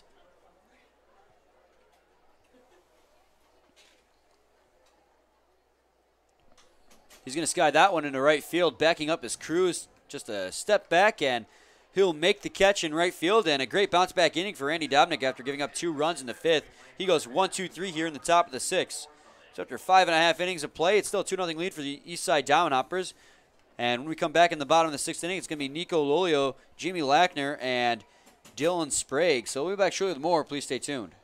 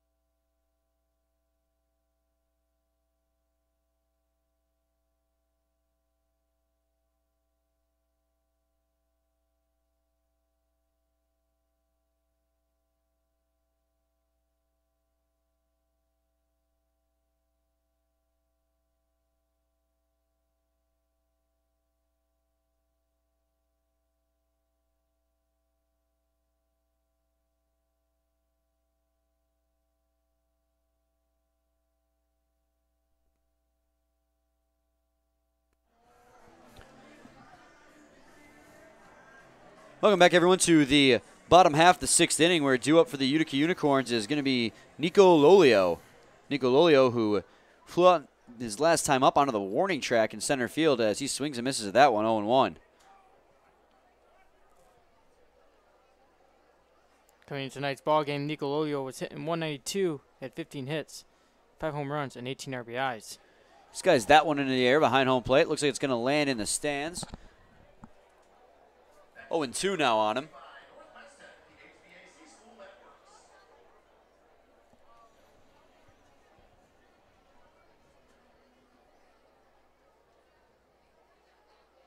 It's going to be a ball in the outside half, of the outside third of the plate, 1-2.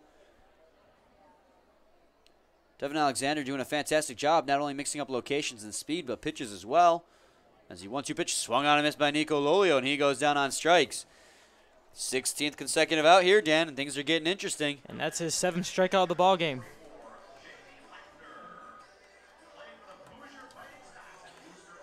So now Jamie Lackner will come in. He grounded out to the third baseman, Chase Channel, his last time up. Dan, did you see what the Utica Unicorns were doing between innings here? Or between I didn't half catch innings? it. They threw all their bats out of the dugout and were shaking them on the ground, trying to wake them up. Swinging a miss there by Lackner. Actually, it looked like a foul tip, perhaps, as 0-1 now. Now it's time to see if it's going to work or not.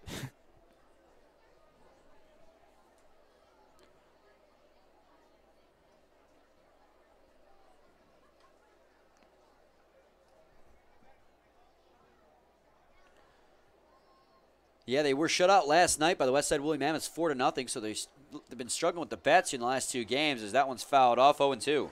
Jamie Lackner at the designated hitter position this evening. Used to see him at first. He was in the lineup at first base before the game started, but Nico Lolio came in to play first instead.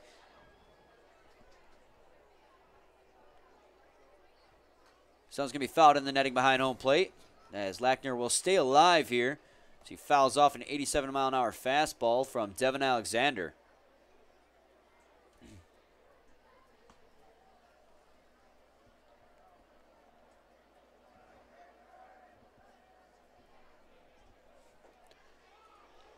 That one's going to be a ball, 1-2. Looked like a changeup from Devin Alexander.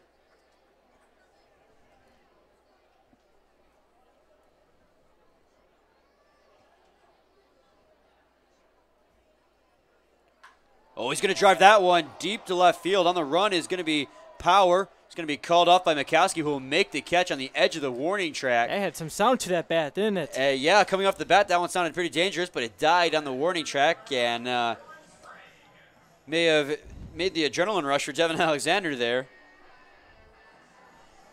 Here comes Dylan Sprague to the plate. He struck out his first time up.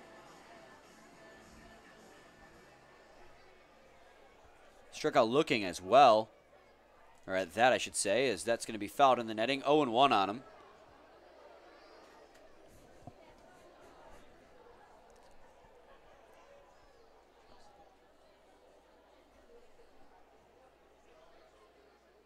Oh, 1 pitch is going to be called a strike. 0-2.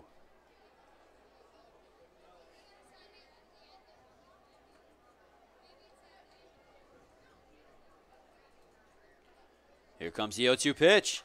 Now it's going to be grounded over to Casey Chenoweth. It's going to be called off. Ricky Castro has it. Throw down to first is not going to be in time, and that's going to end the perfect game and the no-hitter, I believe, unless they're going to call that one an error. Probably a base hit, though, if I have to imagine.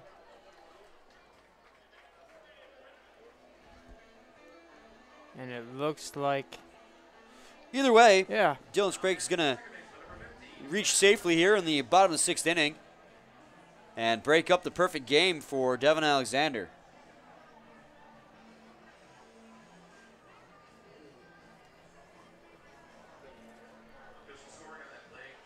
They're going to give him... It's actually going to be an error, Brian. So the no-hitter stays intact for Devin Alexander, and Dylan Sprague does not agree with that one.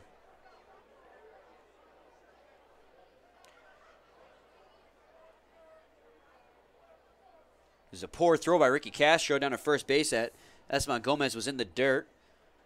But it would have been a close play either way, as that one's going to be in the glove of Devin Alexander. A quick toss down to first, and that's going to end the inning. So the Utica Unicorns finally get a runner on first base due to an error, but they're going to leave him stranded. We go to the top of the 7th inning. We're due up for the Eastside Diamond Hoppers. It's going to be Ricky Castro, Ian Mikowski, and Cam Stewart. Please stay tuned for more. We'll be back shortly.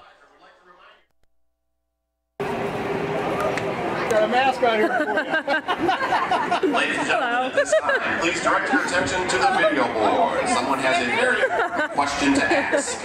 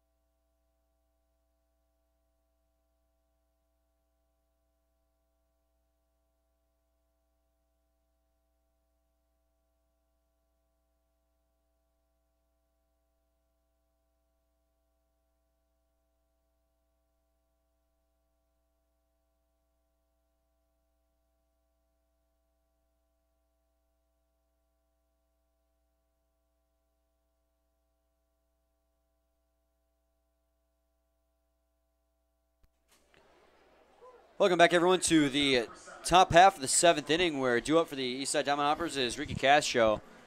And, Dan, we've had the scoring changed here. Yep. That error is going to be a hit for Dylan Sprague. So, but still, what a great performance from Devin Alexander tonight. And he continues to roll as well. So no more no-hitter for him, but he is touting that one-hitter. It doesn't go down into the record books, but it's still a phenomenal outing for him. And the first pitch to Ricky Castro is going to be a ball. He's going to sky that one into left field. Power backing up is going to make the catch, and that's going to be one out here. It looks like that's Castro's favorite guy to go to, Brandon Schaefer out there in left. Yeah, Dan, that's the 3rd time today that he's flown out to left field.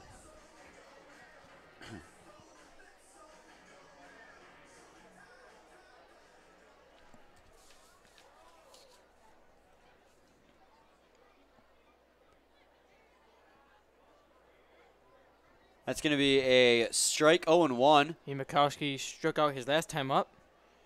Lined out his first time up as well, as the 0-1 pitch can be skied down the left field line. It's going to be foul, though, as it looks like it lands in the just short of the patio in left field, actually. 0-2 on him now. Eastside Diamond Hoppers, in case you're just tuning in, lead it 2-0. They got on the board first in the 5th inning thanks to a 2 RBI double from John Mankin. That's going to be grounded down the first base line as Julio is going to grab the ball and tag Ian Mikowski on his way to first. Ian Mikowski tried to dodge out of the way, but unsuccessfully. Nicololio able to get him. So Cam Stewart's going to come up to bat now. One of the few Eastside Diamond Hoppers to have a hit in today's ball game. Even though the Eastside Diamond Hoppers do have a 2-0 lead, Randy Dobnik's been pitching phenomenally on the mound. Yes, he has. If you take away the biggest fault to him in this ball game, 3 hit batters. Yeah, the 3 hit batters. Well, 2 of them hitting Chris Power. Swinging a miss there, 0-1 on Cam Stewart. Cam Stewart has 1 of the 3 hits today for the Eastside Diamond Hoppers. He led off the game with a base hit, struck out in the 3rd, and walked in the 5th. As that pitch is going to miss, 1-1. Cam Stewart's been red hot as of late. Yeah, he leads the league in batting average. And he has 6 home runs on the season, as that's going to be a strike on the outside corner, 1-2. Now those 6, we had seen 2 in the past game.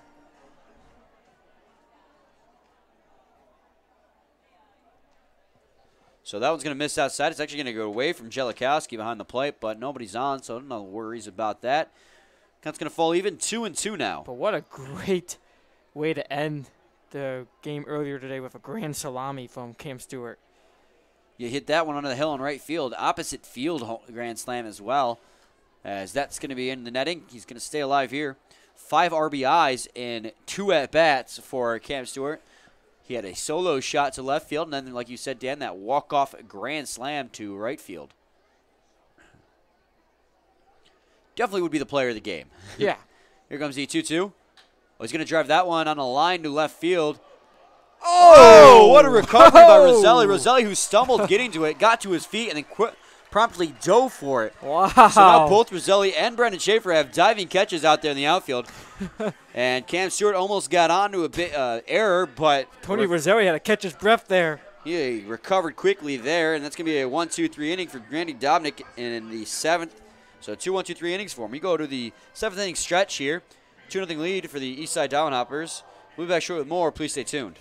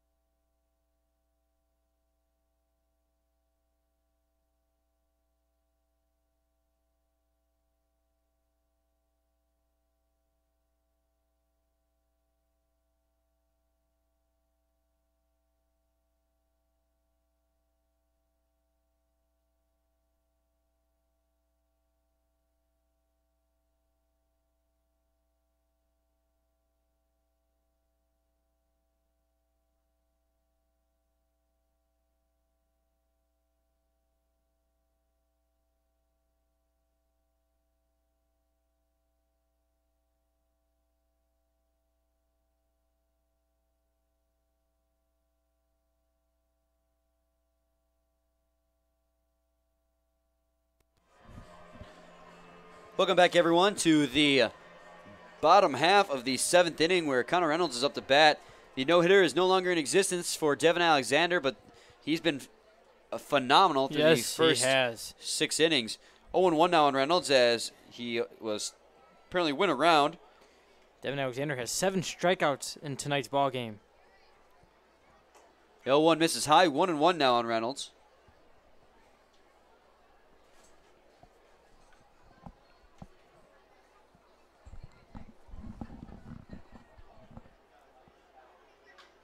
He's going to ground that one over to the shortstop, Castro. Castro makes the throw down to first, and he's going to get Connor Reynolds out.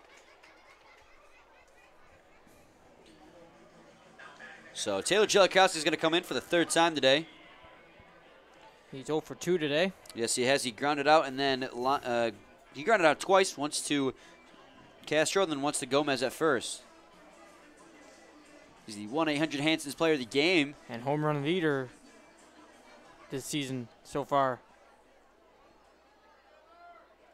with 8. Wow, big cut there at a 78-mile-an-hour changeup. 0-1 now.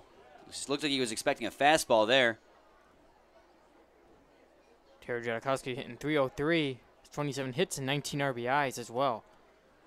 So it's going to be a ball way outside. Oliver didn't even get that one. 1-1.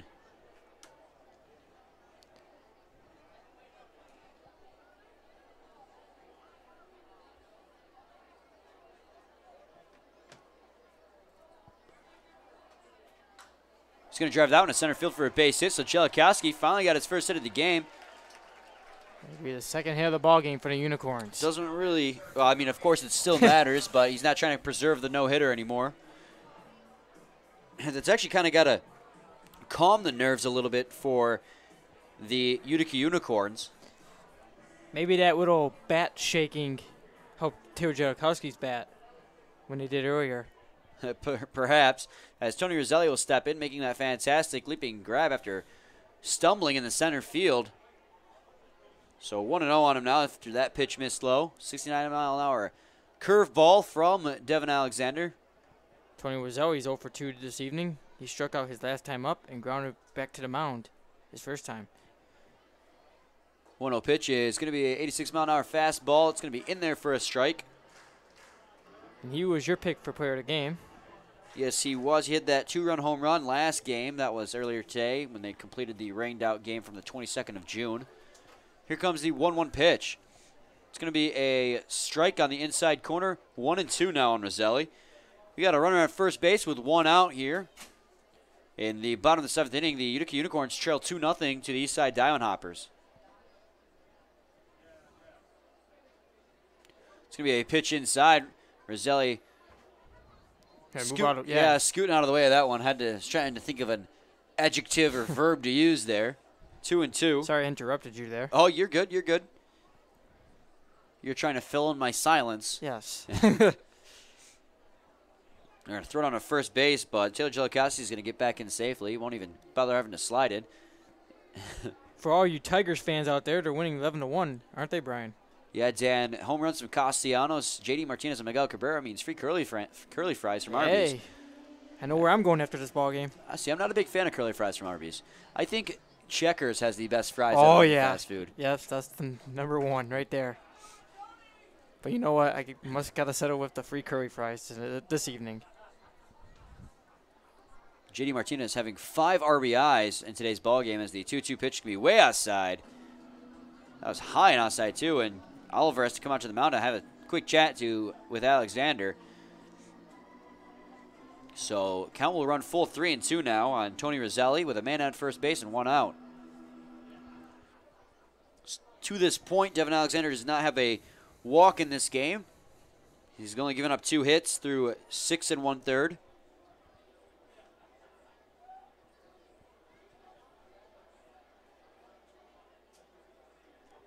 Comes the 3-2 pitch, and that's going to be outside. So there's the first walk of the ball game for Devin Alexander. And for the first time in this ball game, Unicorns have runners in scoring position. and they can finally score a run here if Chris Cruz can bring him home. Paul Nochi will go to the mound and talk to Devin Alexander.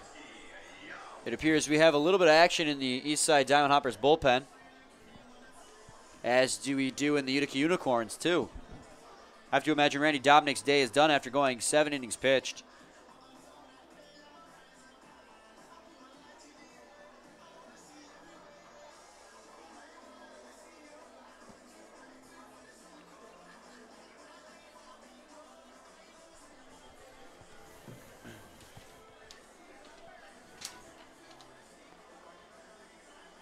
Warming up in the Diamond Hoppers bullpen is the right-hander Tanner Keast, who I said by accident earlier in the ballgame. You believed he was the starting pitcher Yeah, for some reason. I got confused between him and Devin Alexander. And then, of course, the Unicorns have action in their bullpen as well. And it looks like the right-hander Brandon White getting ready. So it's going to be a ball to Chris Cruz 1-0 as that one misses low. We got runners at first and second with 1 out here. The first time in this ballgame, Devin Alexander is in a little bit of trouble. Looks like Brandon White is just stretching. He's going to ground that one down the third base line. Charging his Chenoweth. He'll make the throw down to first, and they're going to get him at first base. Wow. Very close there, too. So there's going to be 2 outs with runners at second and third now. Wow. Chris Cruz almost beat it out by a step, but luckily they got him. So great play by Casey Chenoweth, who had to come charging in as that was more of a nubber down the third base line. Charged and made the throw down to first to just barely beat Chris Cruz down the line. Chris Cruz, however, does advance the runners to second and third, so a base hit can tie the ball game. And Brandon Schaefer, who's up now, struck out his last time up. He's 0 for 2 this evening. Flew out his first time up to the right field. John Macon. So that ball misses inside 1-0. The tying run is at second base for the Utica Unicorns.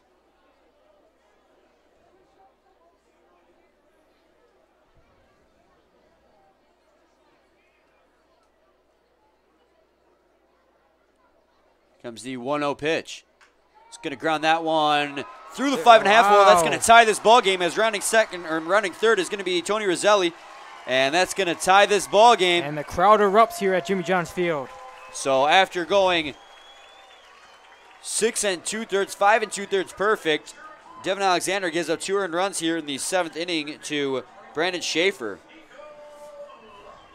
who had a base hit through the 5.5 hole on the left side of the infield. What a great hit there by Brandon Schaefer.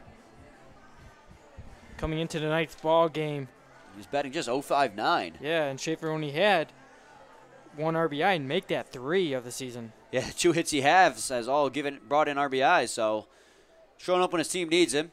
So runner at first base with 2 outs here. First pitch to Nico Lolio is going to be fouled in the netting, 0-1. And now the bats are coming alive for the Unicorns, as they were sleeping The crowd erupted for him when they finally got that hit there. for the first pair of this ball game. There's two runs and 3 hits apiece for both teams. Here comes the 0-1 pitch. Swing and a miss there, 0-2 to Nico Lolio. And definitely the bats in the last game was sleeping as well. Brandon Schaefer coming up big there Yeah. with that 2 out, 2 RBI base hit into left field. Key's still warming up there in the Diamond Hoppers bullpen. Lolio's going to call for time. I mean, Devin Alexander deserves to get this inning out of this inning. He's been so good through the first 6 innings. As swing and a miss there from Nico Lolio, and he's going to get out of that inning. So Nico Lolio is going to strike out for the second time today, and that happened to be Alexander's 8th strikeout of the ball game. The Utica Unicorns are finally going to get on the board and tie this ball game 2-2 here in the 7th inning. We're going to come back to the top of the 8th. We're due up for the Eastside Diamond Hoppers. It's going to be Chris Power, John Mencken, and Mark Kruger. So we'll be back shortly with more. Please stay tuned. Hey, it's Matt Derry out here in right field in front of the merchandising tent and the trailer. We're having a blast. Get your USPBL gear right here. We've got 24 different kind of hats. We've got jerseys, pennants, foam figures. This Westside Woolly Mammoth jersey is straight fire. You've got to get these jerseys, these hats, everything out here in right field. And, of course, the merchandising area behind home plate in the grandstand. Check it out.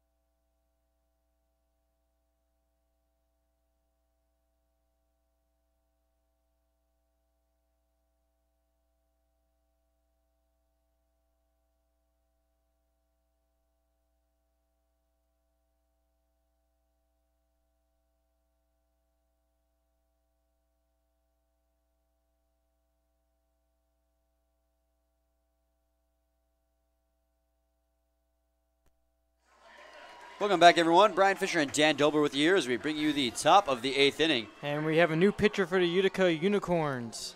Yeah, Dan, that would be Brandon White. Randy Dobnik's day is done, Dan. What an outing he had. Yes, he did. Him and Devin Alexander both go 7 innings pitched, 3 hits, 2 runs, 2 earned runs, 2 walks, and 5 strikeouts for Dobnik.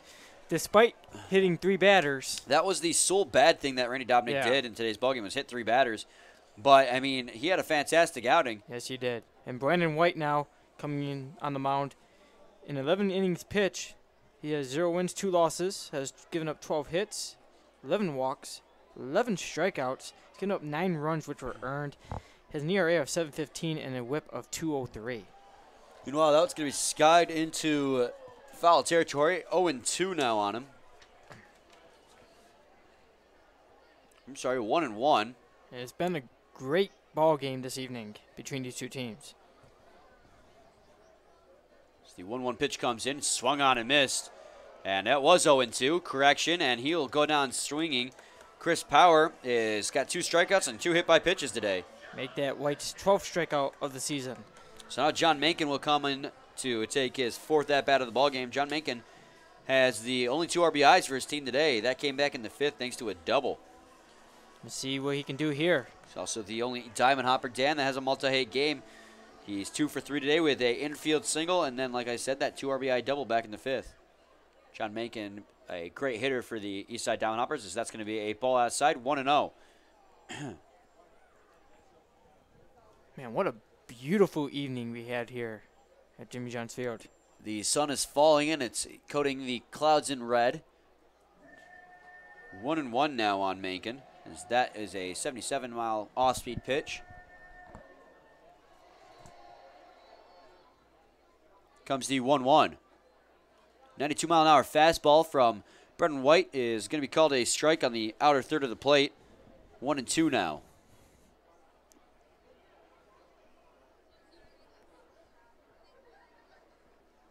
Comes the 1-2. It's going to be grounded over to the first baseman. Ooh. Quick glove there by Lolio. Yeah. He'll snag it and tag first base. That's going to be 2 outs here in the top of the 8th inning.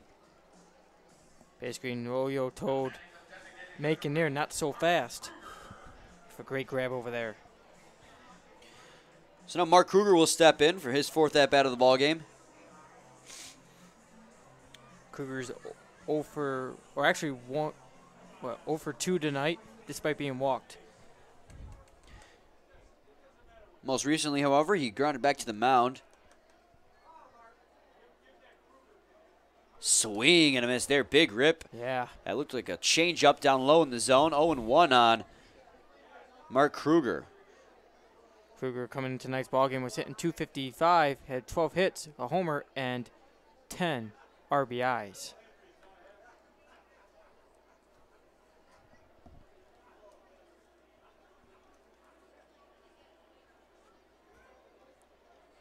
So 1 ball, 1 strike, 2 outs on Mark Kruger. Nobody on base for the Eastside Diamond Hoppers as they look to break the tie and reclaim the lead here in the top of the 8th inning.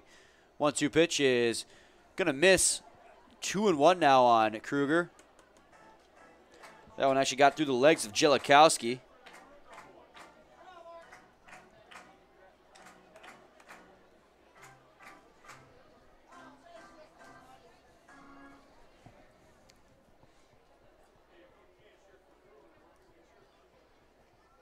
Two-one pitch, fouled in the netting behind home plate, and lots of people jumped. Yeah, flinched and tried to protect themselves. I remember I used to do that. We've trained, we've learned Yes. from those times. 2 balls, 2 strikes, 2 outs on Mark Kruger now after that foul ball.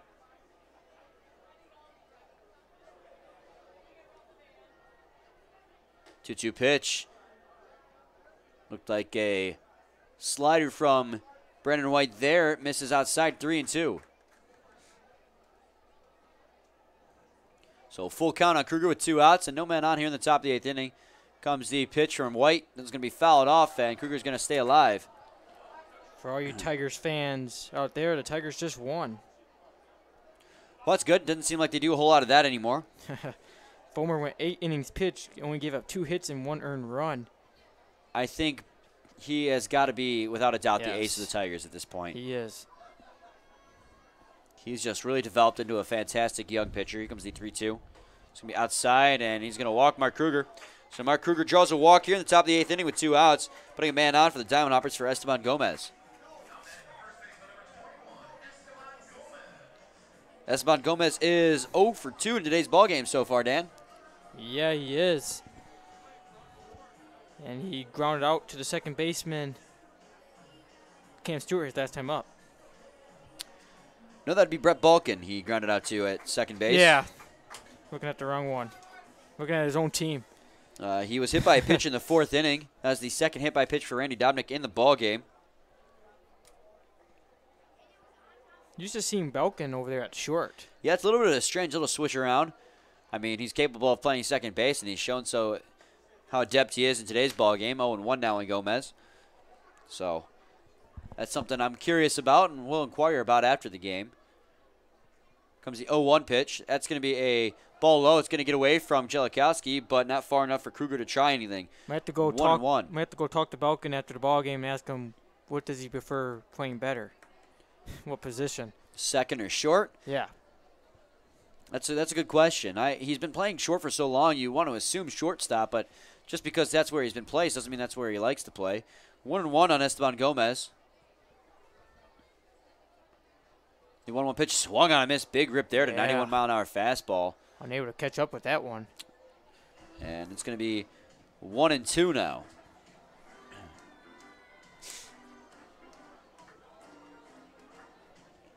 So a man at first base with 2 outs. A 1-2 count on Esteban Gomez as his team looks to reclaim the lead here in the top of the 8th inning. It's going to be a ball just outside. 2-2 now on Gomez. It's a 2-2 ball game. The Eastside Diamond Hoppers took the lead first in the top of the 5th inning thanks to a 2 RBI double from John Mankin. But the Unicorns tied it up in the bottom of the 7th thanks to a 2 RBI base hit from Brandon Schaefer. He breaks his bat on that one and sends it towards the gap in left center. It's going to get down for a base hit, and that's going to allow Mark Kruger to advance all the way to third. So a broken bat, bloop single into left center field is going to put runners at the corners with 2 outs now for Brandon Oliver.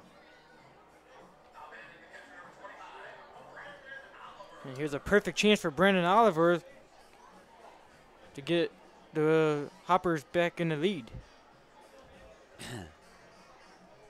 Brandon Oliver is 0 for 3 in today's ballgame so far, Dan. Yes, he is. He grounded out to the second baseman, Brett Belkin, his last time up. He also grounded out into a double play back in the 4th. And he flew out to the right fielder, Chris Cruz, is back in the 2nd. Meanwhile, Jim Essian's out on the mound talking with Brandon White. This might be to kill time for the bullpen because there is a man warming up out there.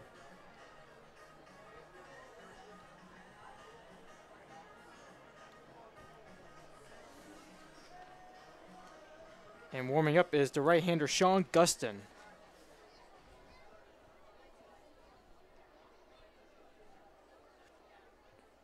So Brandon Oliver will stand in now. He's got runners at the corners with 2 outs. He has a good opportunity here to reclaim the lead for the Eastside Diamond Hoppers. Comes the first pitch. It's going to be a strike on the outside edge. A 92-mile-an-hour fastball from Brandon White just blown by Brandon Oliver. Very beautiful pitch there from White. So 0-1.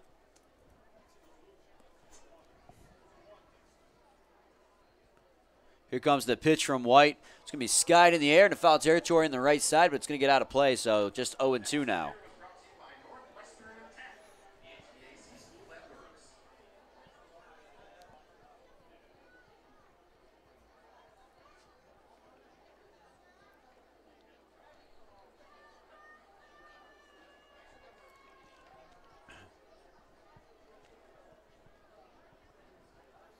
So here comes the 0-2 pitch. It's going to be grounded back towards the mound. Quick snag there by Brandon White, and throw it on to first is going to end the threat. So the Eastside Diamond Hoppers are going to leave runners at the corners here in the top of the 8th inning, and it's still going to be a 2-2 tie as you go to the bottom half of the inning. When we come back, it's going to be Jamie Lackner, Dylan Sprague, and Brett Balkin to lead it off for the Utica Unicorns as they look to take their first lead of the ball game here in the bottom of the 8th inning. We'll be back shortly with more. Please stay tuned.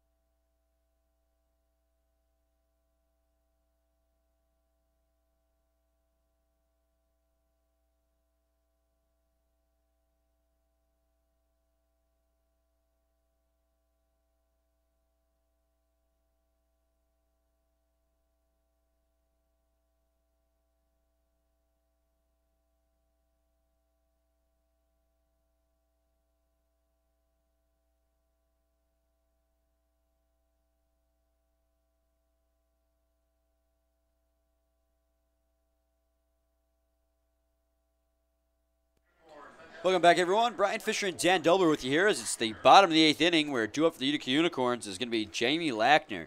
Dan, it's a 2-2 tie, and a new pitcher is on the mound for the Eastside Diamond Hoppers. It is going to be the right-hander, Tanner Keast. Tanner Keast is, like you said, Dan, taking over on the mound. Devin Alexander, how about him? He was fantastic today. Yes, he was. He ran into a little bit of trouble in the 7th inning, and the game ended up being tied, but he was perfect through the first 5 innings of play and ended up going 7 innings pitched with 3 hits, 2 earned runs, 1 walk, and 8 strikeouts. So with him and Randy Dobnik, we really got a pitcher's duel in today's ballgame. Yes, we did. It's going to be a strike 1-1 now. Go ahead, Dan. Yeah, and Tanner Keast taking on the mound right now. He has 4 innings pitched so far this season. He has given up 5 hits, 4 walks, 5 strikeouts.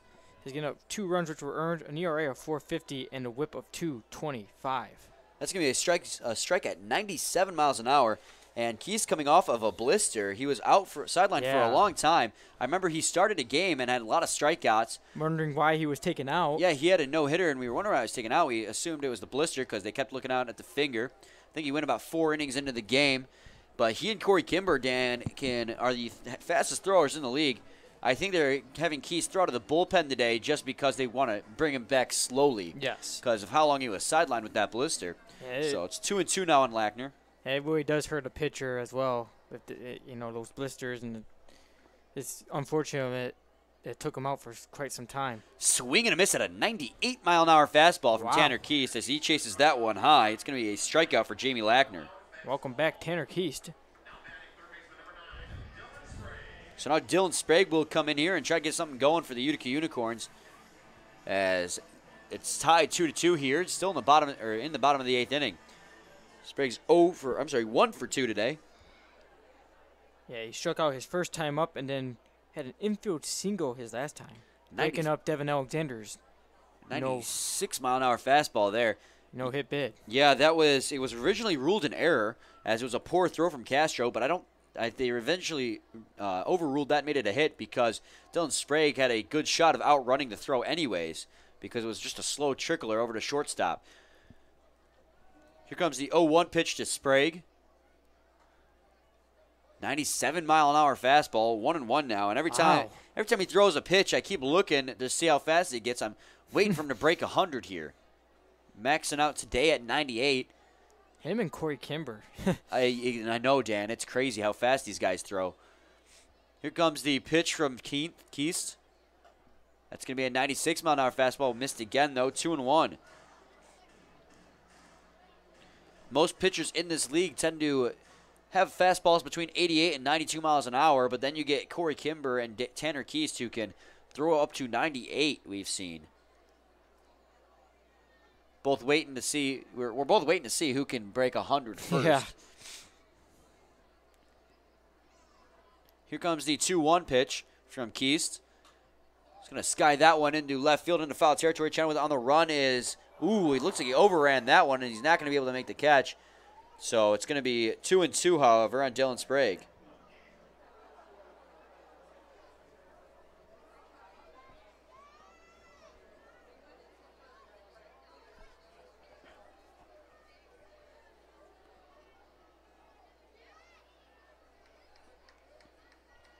So here comes the 2-2 pitch to Sprague. That's going to be a 82-mile-an-hour off-speed pitch. That's going to miss, so full count now.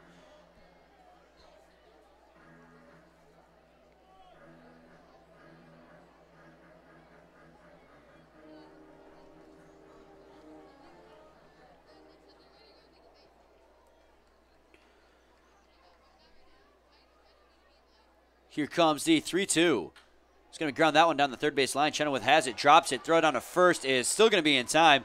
So good recovery by Chenoweth down there at third base. That'll be 2 outs here in the bottom of the 8th inning. And Sprague was hustling down to first base. So now Brett Balkin will stand in for his 4th at-bat of the ballgame. Brett Balkin struck out twice this evening, and he, last time up, grounded back to the mound. 0 for 3 this evening.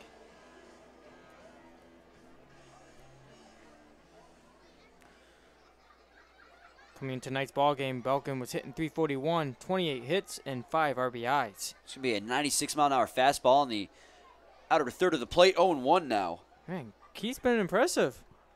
Looks like he comes back in, not having lost anything. Here comes the 0-1 pitch. 83-mile-an-hour pitch bounced in the dirt before it made it to the strike zone. It seems like his changeup needs a little bit of work. 1-1 now. His fastball is true to form, but he's missed bat a couple times on that changeup. Yeah, so he's definitely going to want to work on that.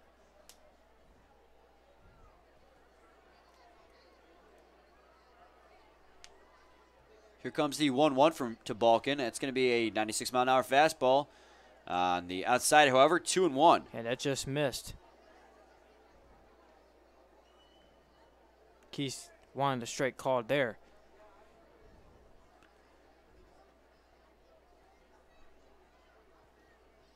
And now Oliver's going to come to the mound and have a conversation with Keith. Keith called him out there. Get on the same page. Yeah, seems like they're having trouble staying on the same page here.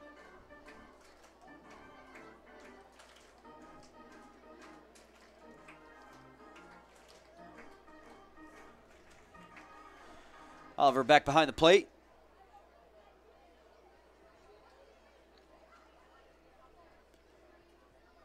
Comes the 2-1. Ooh, almost hit Brett Balkin. As he had the spin out of the way of a 97-mile-an-hour fastball, shoulders high. Wow. Could see the light flash before his eyes there. 3-1. If you weren't going to say it, I was going to say it.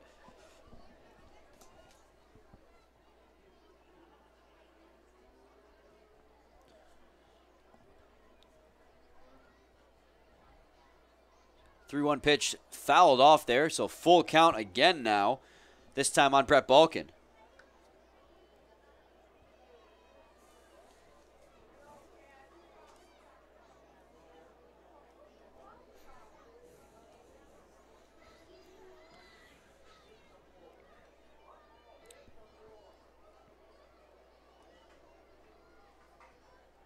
Here comes the 3-2 pitch to Balkin. It's going to be a ball low, so Balkin draws a walk here, 2 outs in the bottom of the 8th inning.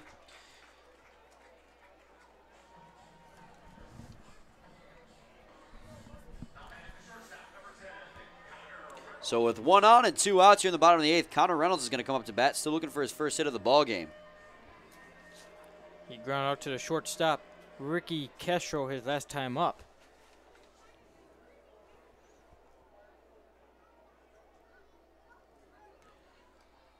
Quick throw down to first, but Balkin will get back in safely.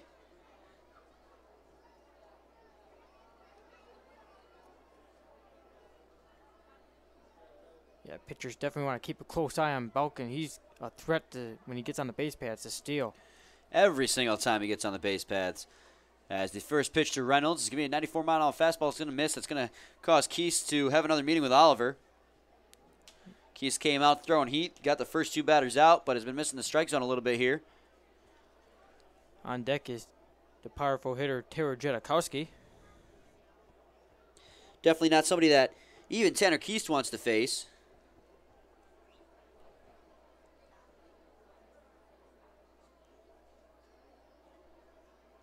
If he can help it, Taylor Jellikowski, obviously quite the power hitter.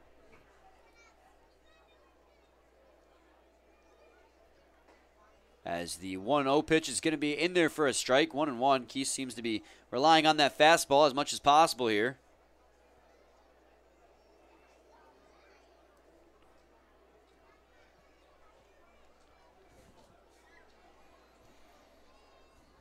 Throw on to first base, but Balkin slides back in successfully. Connor Reynolds is batting .421 on his limited plate appearances, so he's been making most of his short season with the Unicorns so far. With that .421 batting average, he has 8 hits. Swing and a miss there from Reynolds, and it's going to be 1-2 quickly on him now.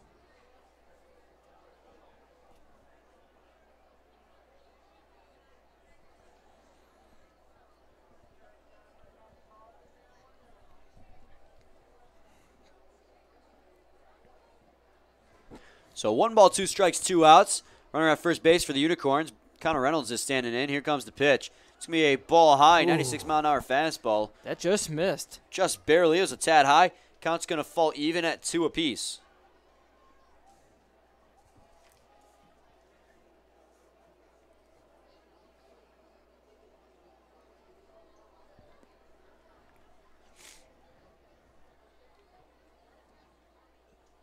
The 2-2 pitch comes in. It's going to be a ball. They're going to throw it on to second base, try to get Balkin stealing. Ooh. Ricky Castro was able to corral that. Yeah, Brennan Oliver had a throw right on the money, but Ricky Castro unfortunately dropped it, trying to tag Brett Balkin. So Brett Balkin now in scoring position for the Utica Unicorns with Connor Reynolds up to the plate, a 3-2 count. So 3 balls, 2 strikes, 2 outs, a runner in scoring position for Connor Reynolds, and a 2-2 tie here in the bottom of the 8th inning. This could be a money or a deal breaker here. The 3-2 pitch comes in, swing and a miss. Wow. On a 97-mile-an-hour fastball. Beautiful pitch there. So with a chance to break the tie, Connor Reynolds strikes out, and Tanner Keese coming in relief does a good job. We go to the top of the 9th inning where the game's still tied 2-2. Duo for the Eastside Downhoppers is going to be Casey Chenoweth with Ricky Castro and Ian Mikowski. We'll be back shortly with more. Please stay tuned. Got a mascot here for you. Ladies and gentlemen, at this time, please direct your attention to the video board. Someone has a very important question to ask.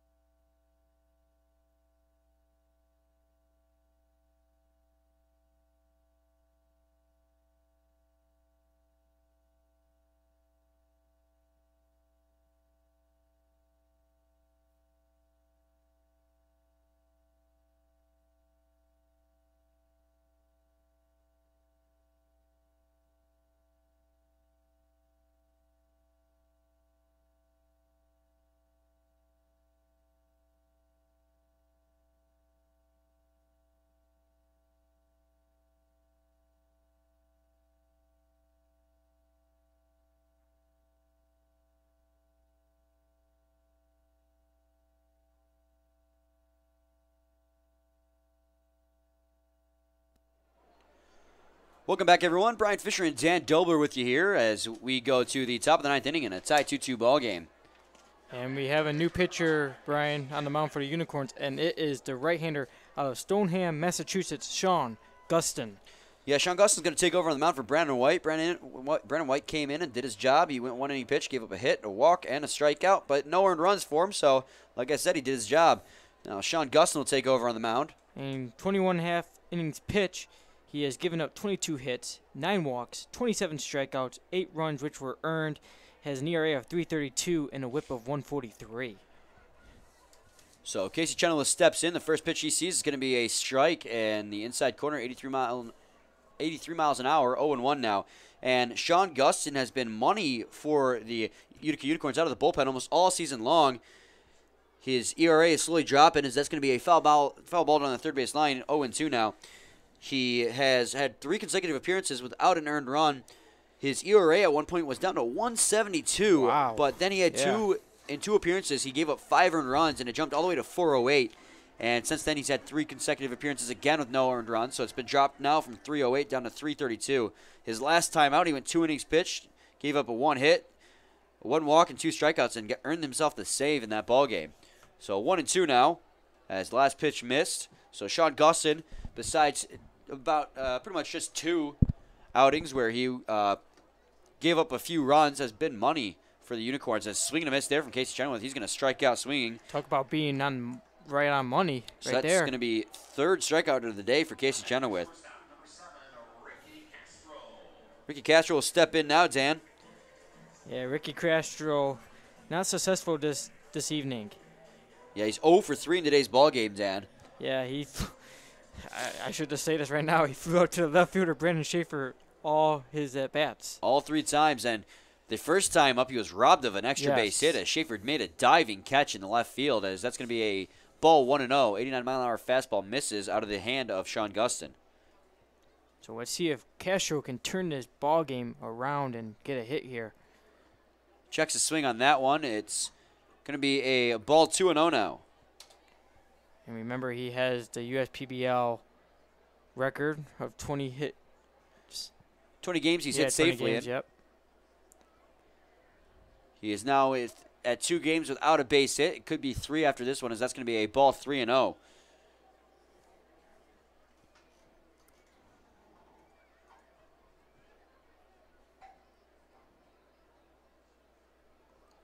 So 3 balls, no strikes, 1 out, no men on for the Eastside Diamond Hoppers here in the top of the 9th inning. It's a tie 2-2 ball game as Sean Gustin sets on the mound. Here comes the pitch. It's going to be a ball outside. So after striking out Casey Chenoweth, he throws 4 balls to Ricky Castro to walk him. So there's going to be a runner at first for the Hoppers with 1 out. I mean, when you walk Ricky Castro, that's not a good idea because he is a threat on the base pads as well.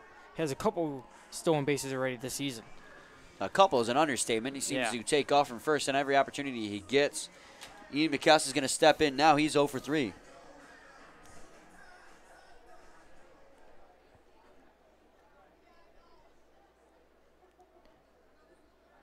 Ian Mikowski is 0 for 3 tonight. Shows bunt on that one, but pulls it back for the ball, 1-0. Ground out to the first baseman, Nico Lovio, his last time up. After striking out Casey Chenoweth, Sean Gustin has thrown 5 straight balls now.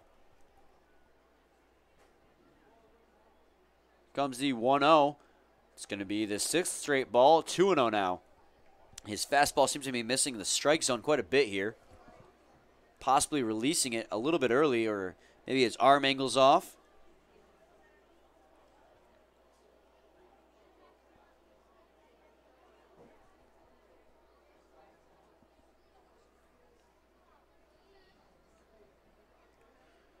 The 2-0 pitch is going to miss. 88-mile-an-hour fastball misses outside again, 3-0. Is that 8 now, right? 8 consecutive, yeah. 7 consecutive, correction. And Dan, it's looking a little bit dicey here as we're at the top of the 9th inning with a 2-2 ball game. But 1 out and a man on first. Here comes the 3-0 pitch. Ooh. 4 straight fastballs miss outside. This is going to deserve a meeting to the mound. And 2 consecutive walks, and that's going to, like you said, Dan, draw out Jim Essien. And now this is a man you didn't want to have to see this inning. I mean, there's nothing brewing right now in the Unicorns bullpen, but Dan, how about this man stepping to the plate?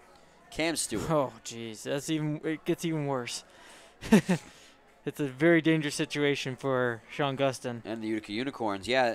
So with runners at first and second, and with that runner at second base being the go-ahead run here in the top of the 9th, you have Cam Stewart, who is on an absolute tear, stepping to the plate. Yes, he's the lead batting average of the season, and he has hitting 368, 32 hits, 4 home runs, 17 RBIs. 6 home runs, Dan. Oh, yeah, 6. Because he hit 2 home runs in the game earlier today. Forgot about that. A grand slam. That was a walk-off grand I slam. don't know why I and forgot a about solo that. shot. Yep. I mean, so he's on a tear right now. Red hot. The first pitch to him is going to be a strike on the inside edge, 0-1. He's definitely not the guy you want. If anyone is going to give the Diamond Hoppers the lead here in the top of the 9th inning, it's going to be him. And he's got Ricky Castro, the speedster, at second base, so even a base hit could bring him home. 0-1 pitch, swung on and missed, 0-2 now. Ricky Castro, I'm sorry, not Ricky Castro. Cam Stewart is 1 for 3 today as well. He's got a base hit and a walk. He's having a great day as well, all around. Here comes the 0-2 pitch from Gustin. He's going to foul that one off. He'll stay alive here. Still got that image in my head when he hit that grand slam earlier this evening. They also showered him. Yeah. When he came home to score. Eastside Diamond Hoppers looking to get 2 consecutive wins here on today, sweeping the doubleheader. Here comes the 0-2. He's going to foul that one off. He's doing a good job protecting the plate here, waiting for the pitch he wants. He had a couple fans jumping there.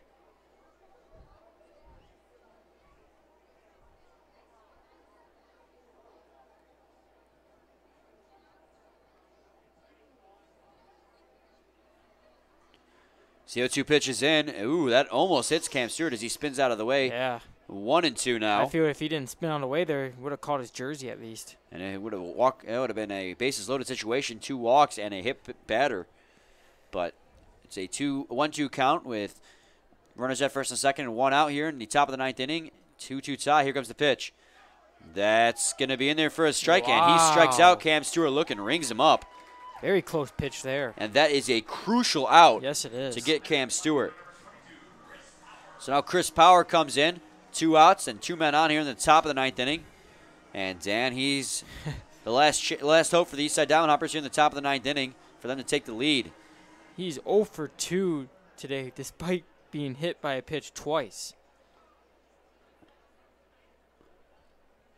He struck out his last time up. First pitch to him is going to be fouled in the netting. 0-1 now.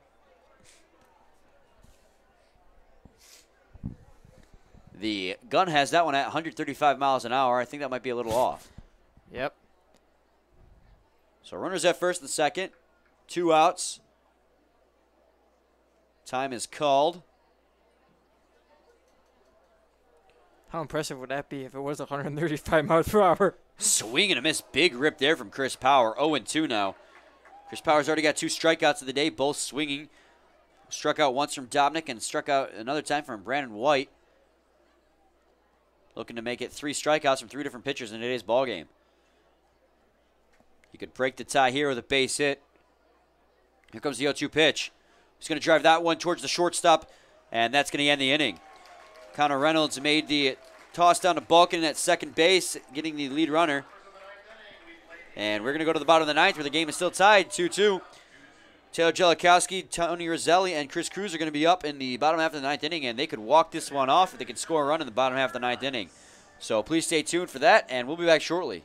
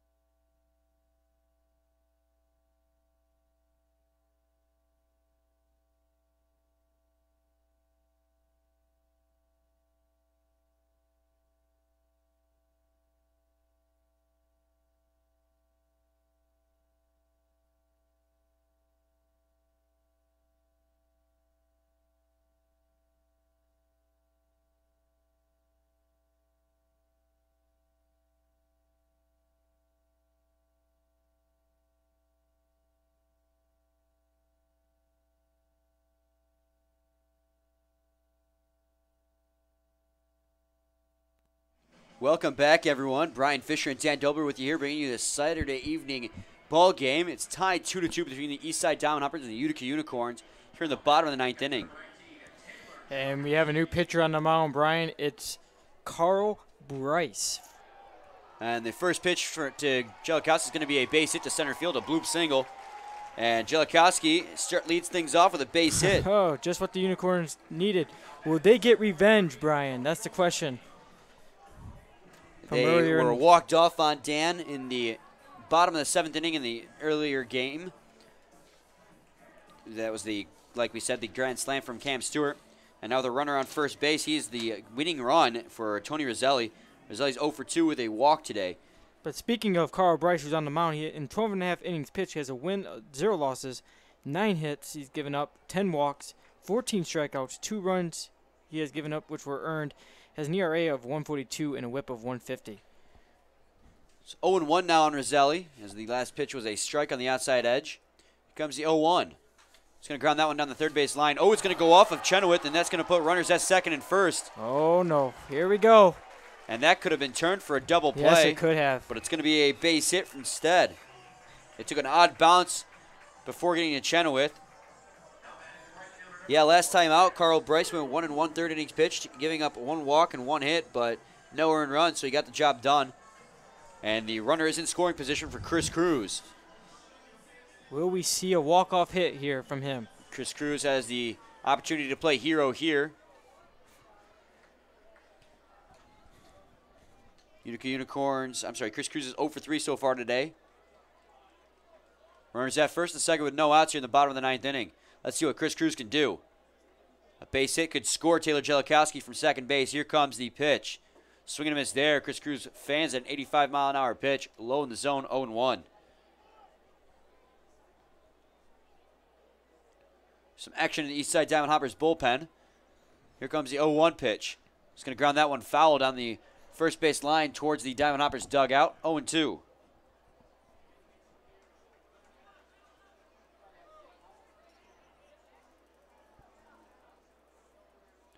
Comes the 0-2 pitch. It's going to be high, 1-2. 94-mile-an-hour fastball, going to miss high.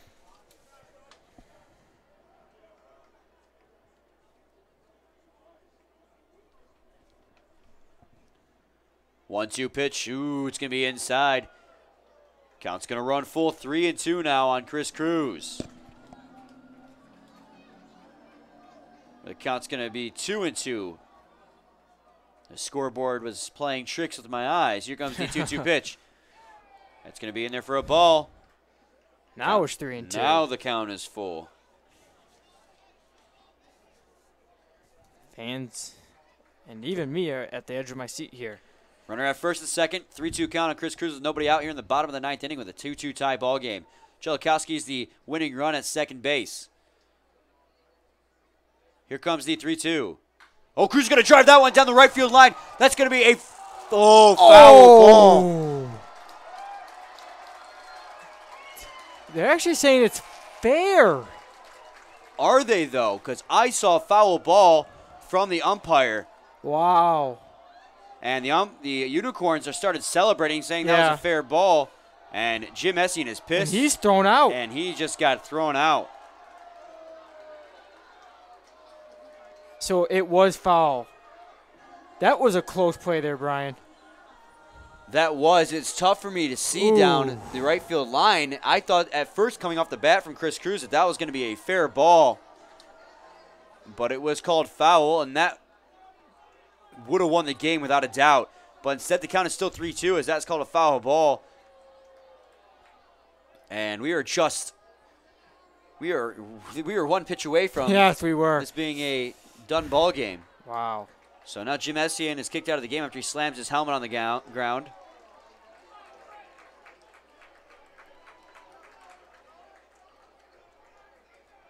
Let's see if Cruz can try to do it again here. But, yeah, that was a close play, Brian. It was close. It's tough for us to see all the way over here. The way I was seeing it, it looked like it did hit the line. But so Chris Cruz will stand back in. It's 3-2. Runner at second base is the winning run. That's Jellikowski. Here comes the 3-2 pitch. He's going to draw a walk. So bases are going to be loaded now with no outs. Tables are full of unicorns. So Brandon Schaefer, who has the 2 RBIs already. He could play hero here. Oh, actually, it would be Gregory Jones. Pinch hitting for Brandon Schaefer. Well, let's see if Jones now can play hero. Greg Jones coming in here to pinch hit in the bottom of the 9th inning with bases loaded and no outs in a 2-2 ball game. Here comes the first pitch. Swing and a miss there. Actually, might have gotten a piece of that one. 0-1, however, as that one goes foul. 0-1. So bases are loaded. No outs here in the bottom of the 9th inning. Greg Jones at the plate. Jellikowski the winning run down at third base just 90 feet from home. Here comes the 0-1 pitch. Swung on and missed. Chased a pitch outside the zone. 0-2 now. The last thing you want to do here is strike out. Pretty much anything will score the run and win the ball game. Comes the 0-2 pitch. He's going to foul that one off, protecting the plate. Got to imagine the nerves for Greg Jones. On deck, if Gregory Jones is unsuccessful, it will be Nico Lolio.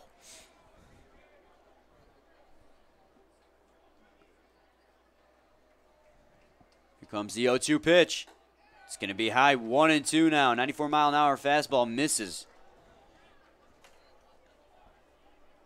So 1 ball, 2 strikes, no outs. Bases loaded. Winning run at third base and a 2-2 tie here in the bottom of the 9th. Here comes the 1-2 from Carl Bryce. That's going to be bounced in the dirt. 2-2.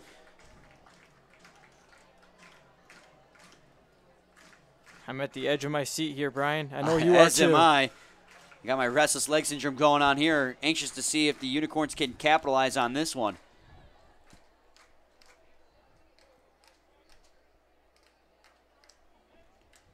Here comes the 2-2. Struck him out looking, and Greg Jones is out of there. Now it will be up to Nico Lolio. Carl Bryce just got his first out of the inning, and now a double play can send it to extras, but bases are still loaded with 1 out for Nico Lolio. And you know Nico Lolio, he's been in this type of situation before. I was just thinking about that. He had a walk-off solo shot in a pinch hit situation before, and he also had a grand slam in the past. He's got 5 home runs on the season with a 192 average. Let's see if he can play hero here. First pitch to him. It's going to be way inside as he has to scoot out of the way of that one. 1-0.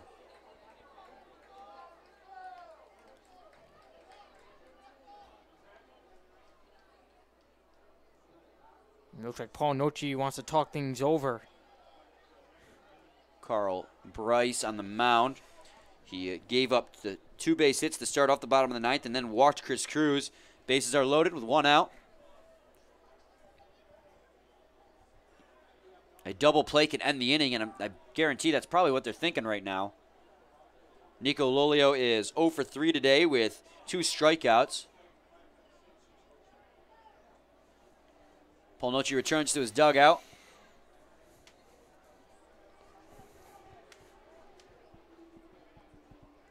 So again, the game is tied 2-2 here in the bottom of the 9th with bases loaded and 1 out. Taylor Jellikowski at third is just 90 feet away from winning the ball game. Nico Lolio up to bat with a 1-0 count. Here comes the pitch. Ball outside, 2-0.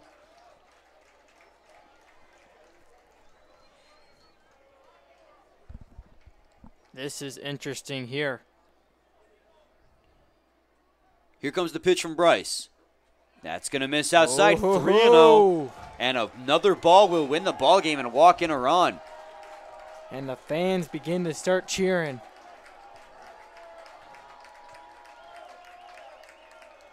Here comes the 3-0 pitch. Swing and a miss there at a fastball. Big swing there from Nico Lolio. 3-1. Yeah, it looked like he was going to lock that one out of the park. I'm surprised they let him swing on a 3-0 pitch with bases loaded in the bottom of the 9th and 1 out. Definitely an interesting decision from Nico Lolio. He's going to call for time, settle his nerves.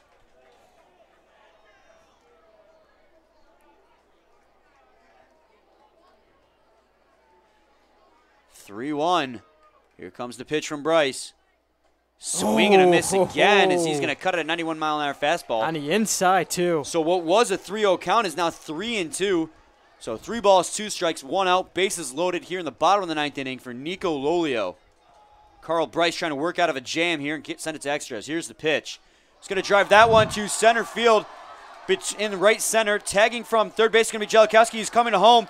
It's going to be a throw off the plate, and he's going to be called safe. Wow. A tag up from third, and a sac fly RBI for Nico Lolio is going to win the game, and the Utica Unicorns walk it off here in the bottom of the 9th inning. Interesting here. And they win 3-2 in this ball game. You know, Brian, they got the revenge from earlier.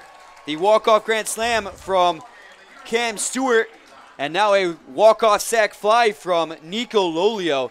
And it's going to be a 3-2 win for the Utica Unicorns over the Eastside Diamond Hoppers. What a game, Brian. That's exactly the words that I was about to say, Dan.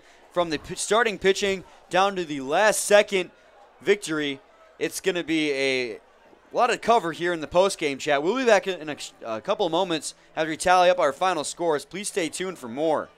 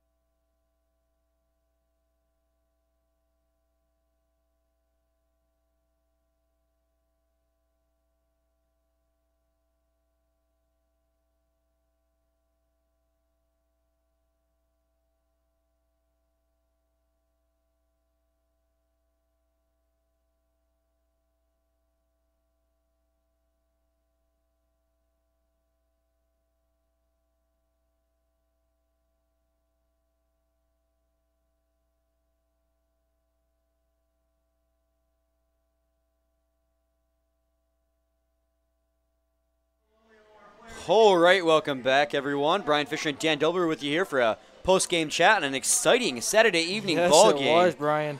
It was a pitcher's duel all game long, and I'll give you a post-game recap here on what's happening. The Eastside Diamond Hoppers came out to a 2-0 lead in the 5th inning. That was a 2 RBI double from John Mankin, and that was all the offense they would get from the Hoppers. Then in the 7th inning, the Unicorns tied it up with a 2 RBI base hit from Brandon Schaefer. And then in the bottom of the 9th, with bases loaded and 1 out, Nico Lolio sac flies to center field, where it allowed Taylor Jellikowski to score from third base, and it was a close play. Yes, Barely missing the tag was Brennan Oliver as it was down the third base line, and the Unicorns won it. Starting pitchers did it for today, Dan, were Randy Dobnik and Devin Alexander, and what starting pitchers they were. Yes, they were. You know, despite the, got to give it to Devin Alexander. I mean, even though his team lost, but yeah, he was outstanding. Yeah, he was perfect through the first 5 innings, Dan. He finally gave up a hit in the bottom of the 6th against Dalen Sprague. So his final line was 7 innings pitched, 3 hits, 2 earned runs, 1 walk, and 8 strikeouts. Meanwhile, Randy Dobnik went also 7 innings pitched, also gave up 3 hits, also gave up 2 earned runs, but gave up 2 walks and 5 strikeouts. Dan, both of the starting pitchers were just absolutely phenomenal. Yes, you couldn't ask for anything more out of them. You know, Randy Dobnik, of course, the negative was he hit 3 batters, but, it's still an outstanding performance from him. Yeah, without a doubt, phenomenal performance. And the 3-hit batter's definitely an outlier in that performance from him. But yeah, that did give the Diamond Hoppers to give the 2-0 lead. Yeah, in a game that was a 3-2 walk-off win for the Utica Unicorns in the bottom of the 9th inning, who's going to be your player of the game? I have a feeling I know, but I'll ask anyways. Let's go to Nico Lolio. Yeah, I feel like in a game that was low scoring like this one, you got to give it to Nico Lolio. Yes, I mean, he's been in this type of situation before. We've seen him, and he's been clutch. Yes. Yeah. And you know what? He did it tonight, and obviously it was deep enough to get the win. So he technically was 0 for 3 in today's ball game, but he got the RBI where his team needed it. A sac fly RBI to center field to score Jellikowski in a bases loaded situation in the bottom of the 9th inning to win it 3-2 for his team. If it wasn't him, it was a very close play with Chris Cruz driving that to right field, but went foul. Your winning pitcher, oh yeah, that. Yeah. Chris Cruz before that with a runner at first and Yep. second and no outs drove a line drive down the right line, the first base line that was ruled foul. Jim Essien came out to argue that one. Obviously, furious. yes, he was ejected. He was ejected because he slammed his helmet on the ground, and I'm sure had a few choice words to the umpire. It's hard for us to tell up here in the booth whether that was foul or fair, but all the Unicorns seem to believe that one was a fair ball. But anyways, it was. That they won nonetheless. So winning pitchers tonight were Sean Gustin. He went 1 inning pitched with no hits, 2 walks, and a strikeout. Got himself out of a little jam in the top of the 9th inning. The losing pitcher would obviously be Carl Bryce, only going .1 inning pitched, giving up 2 hits, 1 earned run, a walk, and a strikeout. And Dan, who would you say is your pitcher of the ball game? Oh man, it's gonna be hard, but you know what? I want to give it to Devin Alexander today. It's easy. I think Devin Alexander. They both starting pitchers were phenomenal, but I think I got to give it to Devin Alexander too. 5 perfect innings pitched, even though his team ended up losing the ball game. He went 5 perfect before giving up his first hit in the bottom of the 6th, and then only giving up 2 earned runs and 7 innings pitched with 8 strikeouts is phenomenal. Not taking anything away from Randy Dobnik's fantastic start, but Devin Alexander was perfect through 5. Just did everything he could for his baseball team to give them the win. Unfortunately, they came out with the loss. But Dan, what's on the schedule for tomorrow? All right, we have a 1:35 p.m. start, and it's the Westside Woolly Mammoths taking on the Birmingham Bloomfield Beavers. And the first 1,000 fans that arrive at the ballpark will get a Buzz bobblehead. So that's going to be really interesting game between those two Yeah, teams. another divisional matchup between those two teams, and usually it's a tight game between the two of them. It's going to be a fun game as well, so make sure you guys tune in tomorrow at 1:35 to catch the stream for the Westside Woolly Mammoths and Birmingham Bloomfield Beavers. From Jimmy John's Field, I'm Brian Fisher with Dan Dobler. Again, the final score was 3-2. Unicorns take down the Eastside Diamond Hoppers on a sac fly in the bottom of the 9th inning from Nico Lolio. So please tune in again tomorrow at 1:35. Thank you guys for listening.